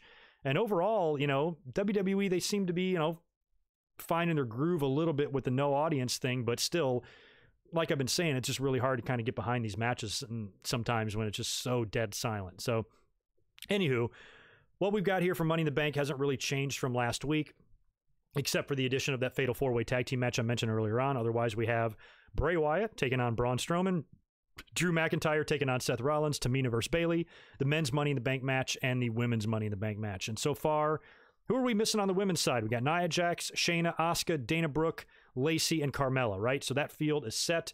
And then on the men's side of things, we've got Daniel Bryan, Aleister Black, Rey Mysterio, Baron Corbin, Otis, and whoever wins the last chance gauntlet match on Monday. And when you look at that field, it absolutely has to be a heel. So I'm with you guys. I'm with AJ. I think AJ of everybody, I think Andrade would be good too, but I think AJ can just do fun shit. He can just do fun shit in the headquarters. I'd rather it be AJ than anyone else, but it definitely could be Andrade. It could be Corbin. I'm sorry, it could be Jinder. And it could be Brock, but I'm just not betting on Brock. I just don't see it happening. Let me scroll back up here and knock out some super chats. D Husband is in here. I got to say hi to you, but I got to scroll up and see a couple more first. Zane, I got you. Michael Cuomo, thank you for another one, man. Appreciate the $5. Before I do the research, when was the longest Brett had the sharpshooter on someone? I'm thinking Shawn at WrestleMania 12 or maybe Austin at WrestleMania 13. Those are probably the two. The only other one that would be close to that would be Lawler at SummerSlam 1993 when Brett had him in that sharpshooter for like 6.5 days. But I'd say it's those three because Shawn, we can probably time that one because when he hooked the sharpshooter on him, there was still time left. I'd say like a minute and a half. I don't know if Austin was in it that long, but he was in there damn close. Yeah, I'd go Shawn, Austin, and Lawler. I can't remember anybody that Brett just hung on to that thing forever. I'm kind of hoping it was Lawler, though. I'm hoping Lawler is the record holder for the sharpshooter. Antoine, thank you, man, for the $5. Good to see you in here. As always, Roman Reigns and his wife had the twins a month ago. Oh, okay. The interview was filmed in January. No way WWE would place he for him protecting his family. Yeah, that's what I would hope, Antoine. You would think that that's a pretty modest request. You know, hey, 2 bouts of leukemia, 2 brand new newborn babies at home. Would rather not expose them either. And can I just stay home and protect my family until this blows over? You would think WWE would be abso-fucking-lutely, Joe. You stay home as long as you want, you know? So I think that he should not be punished and probably isn't. And I'm surprised that rumor even exists because sometimes the internet can't decide what they want. You know, on one hand, WWE just gargles Roman Reigns' balls every chance they get. And then the next day, all of a sudden he has heat. Make up your mind, idiot. Make up your mind, internet. That's what I meant to say. But thank you for stopping in here, Antoine. As always, you're the man. And Devlin, thank you for another $10. I didn't even like Forgotten Sons in NXT. Neither did I. They did nothing for me. Also, Sasha, along with Naomi and Tamina, were Team Bad. That's right. I forgot about Team Bad. It was Sasha, Naomi, and Tamina. Oh, my God. That was like the Power Glove. It was bad. So bad. Oh, man. I had forgotten about that. Yeah, well, thanks for that, Devlin. Appreciate you helping out my my wrestling history there. All right. Well, we made it through the notes. Made it through another successful Saturday, but this did turn out to be a 2-hour podcast. I'll hang out here for another couple of minutes. We'll make it an even 2 hours and answer maybe a few more questions in the chat. Good audience in here, back up to normal numbers with about 500 people. I don't know what the hell was going on last Monday, but that scared the shit out of me. So I'm glad that people are back in here hanging out with us this afternoon. Did I miss anything in terms of like wrestling news? Is there any news story that I should have touched on? To me, there was plenty of things I could have mentioned, but nothing that I felt worth mentioning. So the news was like relatively light, you know, in terms of like releases and things like that. But, you know, we had plenty to talk about in terms of TV matches and shit like that. So overall, not a bad week of wrestling. You know, Raw really drags out with a 3-hour show. I really wish, at least during the pandemic, that Raws were 2 hours because it would be a lot less of a chore to have to watch this damn show. But when you look at what Raw gave us, you know, you had some interesting story there told with Apollo. You know, you didn't have the worst contract signing I've ever seen. And maybe a couple of other bright spots here and there. AEW and NXT, I think both had really good shows this week. And then SmackDown, you know, didn't totally suck. I mean, what can you really expect in a pandemic and empty arena shows? There's only so much you can get. And I think, you know, when I see a show like SmackDown on one hand last night, the show was somewhat boring, but at the same time, I don't know what I wanted instead. You know, Sonya Deville impressed. We had a couple of good matches on there. Money in the Bank qualifiers. What else did we want them to do? You know, I just think we're in a really weird time where the product is going to kind of be stale anyway. Even Keith Lee did an interview this week where he talked about what I mentioned weeks ago prior to the pandemic really taking shape. I was worried about WrestleMania in terms of no audience. And I talked about Randy Orton and Edge. And I'm like, what's going to happen when these guys have to take these crazy, insane bumps that normally would probably be painless with all the adrenaline flowing in their veins and performing in front of 80,000 people? What's it going to do when there's nobody there? And Keith Lee pretty much confirmed that. He goes, you know, it really takes away from your adrenaline when there's nobody in the audience. And I just think that every single bump, every single fall, every single punch and kick hurts just that much worse with, you know, no audience out there. And it's just, I think these guys should be, you know, given even more props for just hurting themselves even more. Because normally, you know, when you're out there performing and you're going, man, you're probably feeling no pain, where it's probably different now with the extreme decrease in adrenaline and shit like that. Sonic showing your love for Darby Allin and Keith Lee. That would be an interesting match, would it not? What if Keith Lee pounced poor Darby? He would go into orbit around the earth. Oh, I scrolled way up. Oh, there we go. Stone Cold, thank you for the $2 more, dude. Appreciate it for the Wizard Power Glove reference. Yeah, bad, so bad. Fucking Lucas, man. Fucking Lucas.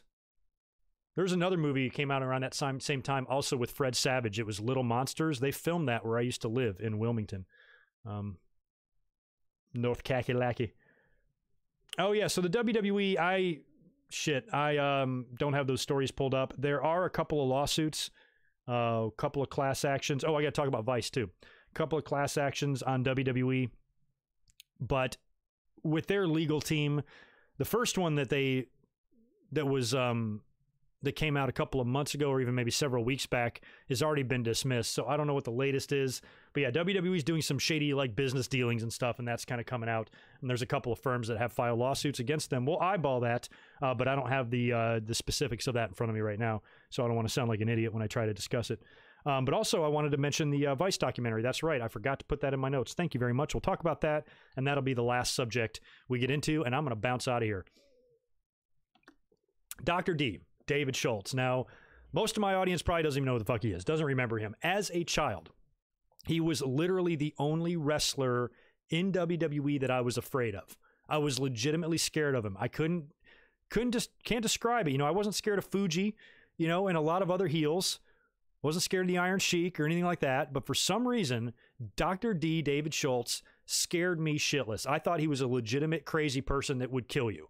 And I was worried for Hulk Hogan. I thought, like, man, I hope Hogan doesn't have to wrestle Dr. D. You know, Dr. D was just a scary person to like a 9-year-old kid. And I always was creeped out by him. So when the Stossel thing happened and he disappeared, because I remember as a kid not knowing the situation. I didn't know about the Stossel slap, I'd say, until like 1990 or something. So like 5 years went by before I even knew this fucking happened. Because back then there was just no internet. You didn't know about any of this stuff. I don't think I ever saw the 2020 piece. And if I did, I was too young to give a shit.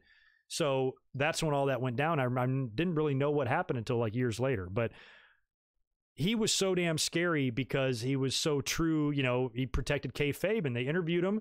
Schultz still looks pretty good for an old man. He lives out in Tennessee somewhere. He's a total fucking hick, but he's cool, you know, and he talked about it. I took the business seriously and I wasn't going to let anybody call it fake and blah, blah, blah. And they rehashed the whole thing. John Stossel is no less of a douchebag now than he was back then. What a dick. He deserved every pound of pressure that came through that slap on his face. You know, he came off as a huge douchebag in this interview.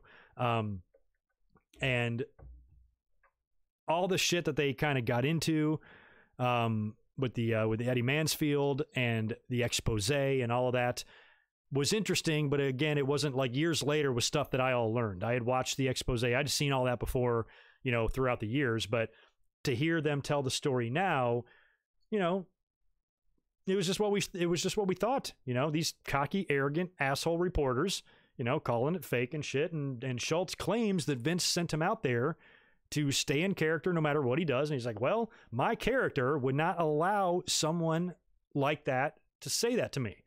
So basically he was painting the picture that he was put in a corner, because to protect his character and his image, if he walks away from this, he's then a chump. And if Vince says stay in character at all costs, what is your character going to do? You're going to slap the piss out of that little twerp. And that's what he did. So, you know, violence is never the answer. I can understand, you know, why Sheldon, you even saw, you know, the video shows Vince coming in. David, what the fuck are you doing? And, you know, get the hell out of here. Great to see Fuji. One thing I will say about these Vice documentaries is they do such a good job with the reenactments. You know, kind of the hazy, the blurry image, and the stunt doubles, more often than not all the time, but more often than not, they are on point. The Eddie Guerrero and Chris Benoit stunt doubles were really creepy to me. The Bruiser Brody one and shit like that. Some of the stuff they've been doing has been really good when they're reenacting these scenarios. It's just so well produced. And to see the Fuji stunt double back there was great, because Fuji, I think, is laughing his ass off, even though Fuji just has the same look on his face all the time. So I liked all that. That was a really just kind of interesting look, and it almost like it took away from some of the tragedy, because, you know, some of these episodes have been tough to watch, you know, the Brody one and, you know, and previous, you know, season with the Von Erichs and stuff, and of course Nancy and Chris and all that. So I believe next week we've got Herb Abrams, which is going to be bonkers. I think on Monday I was trying to think of like who's left, and I was thinking there was none. I thought Owen was the next one, and then we counted. I'm like, no, I think there's one more episode, but I couldn't remember who it was. Herb Abrams and the UWF. That is a crazy story. If you don't know anything about Herb Abrams or the UWF story or any of that, don't look it up. I'm begging you. Don't research it. Don't do anything. Just watch that shit on Tuesday, because it's going to blow your mind. Oh, my God. So that's going to be a really good episode. And then I think after that, I haven't looked at the exact schedule, but I'm guessing the next one after that is Owen, which I need like a full week to prepare for. Like, I'm not ready yet. So yeah, this week should be good. I'm ready for the Herb Abrams episode. Thank you, JJ Richardson. You're a huge fan of the show. I'm a huge fan of you, man. Appreciate it. Today is also Big Boss Man's birthday. Maybe we can start doing that on the podcast one day. Back in my hotline days, I used to announce wrestlers' birthdays and shit. So today is The Rock's birthday and the Big Boss Man's birthday. Rest in peace to the Boss Man. Oh, man. He's been dead for a while, too. Yeah, man. Rock being 48 is scary, man. He's got to come back in. Like, I know we were talking about next year here in LA, if we even have a WrestleMania here in LA, but it's going to be a Roman and Rock possibly. I'd love to see that before Rock gets too old. I mean, he's in such great shape. He can probably bust out a match if he had to for the next few years. But, you know, I would really like to see The Rock get back in the ring one more time. I don't want his last match to be against Eric Rowan, and I don't want his last real match to be that debacle at WrestleMania 29 that still leaves a bad taste in my mouth, which with the huge missed opportunity that they had there with Rock and John Cena, would like to see him come back and do one more thing, one more final match, send off, whatever, Hall of Fame. That would be great. Would really like to see Rock do that, hopefully next year, but there's just, in the world in general, we have so many unanswered questions. We don't even know what the next year is going to look like. Who knows what we'll be doing at the end of the summer? Who knows what we'll be doing around the holidays this year, and how life will be and how life is going to look? We really don't know. Happy birthday, King Bling Blah. Your birthday is tomorrow. Nice. Oh, Road Warriors after Herb Abrams. Okay, so we got some time. All right, so we got Herb Abrams, and we've got Road Warriors coming up. Now would be a good... You know what's another underrated old school WWE DVD is the documentary they did on the Road Warriors. It's fucking right here. Oh, this bitch. This is really good. I remember being it longer. I remember it being a lot longer than I thought. I want to say this thing's like a 2-hour long documentary on their lives. It's really good. And another one that came out around this time was The Four Horsemen. That's another good one. But yeah, since the Road Warriors are on the horizon, I'm going to take a look at this documentary again, because it's been a while since I've seen it, and all I remember of it is that I really liked it. And I don't even remember when the last time I saw it. I probably have not looked at this in 10 years. It's probably been a decade since I've watched this. What's the date on it? 2005. Yeah, it's definitely been 10 years since I've seen that. So the Vice documentary on the Road Warriors should be awesome. I'm hoping they've got Paul Ellering involved and anybody else with history with those guys. Man, that Minnesota area, man, Jesus. They had some beef up there, boys. Jesus Christ. Yeah, that'll be a good one. They had a fascinating life back in their like young days because they were such big guys. You know, they were bouncing in bars and shit in Minnesota in the freezing cold, and they were just as tough gets, man. Hawk, I think there's a legendary story of Hawk beating the shit out of Randy Savage, you know, and Randy Savage is a pretty tough dude. So yeah, Hawk is not somebody I would mess with. He was so awesome. I'm excited to see that. That's going to be good stuff. Anyway, I think that is going to be it for me. I'm going to be stranding 500 people in here in the chat, but we've been going for 2 hours and we got to sign off here. So I appreciate you guys hanging out today. Thank you so much. Be sure to subscribe to the channel. Follow me over on Twitter at GoodMicWork, and I will be up here Monday night immediately following Raw for a nice Raw review. We'll talk about whoever won that last chance gauntlet match and how the field rounded out for the Money in the Bank. We'll preview all of that, and it should be fun. So be there on Monday. Be there or be stupid. You guys have a good one. I'll talk to you real soon. Until Monday, peace.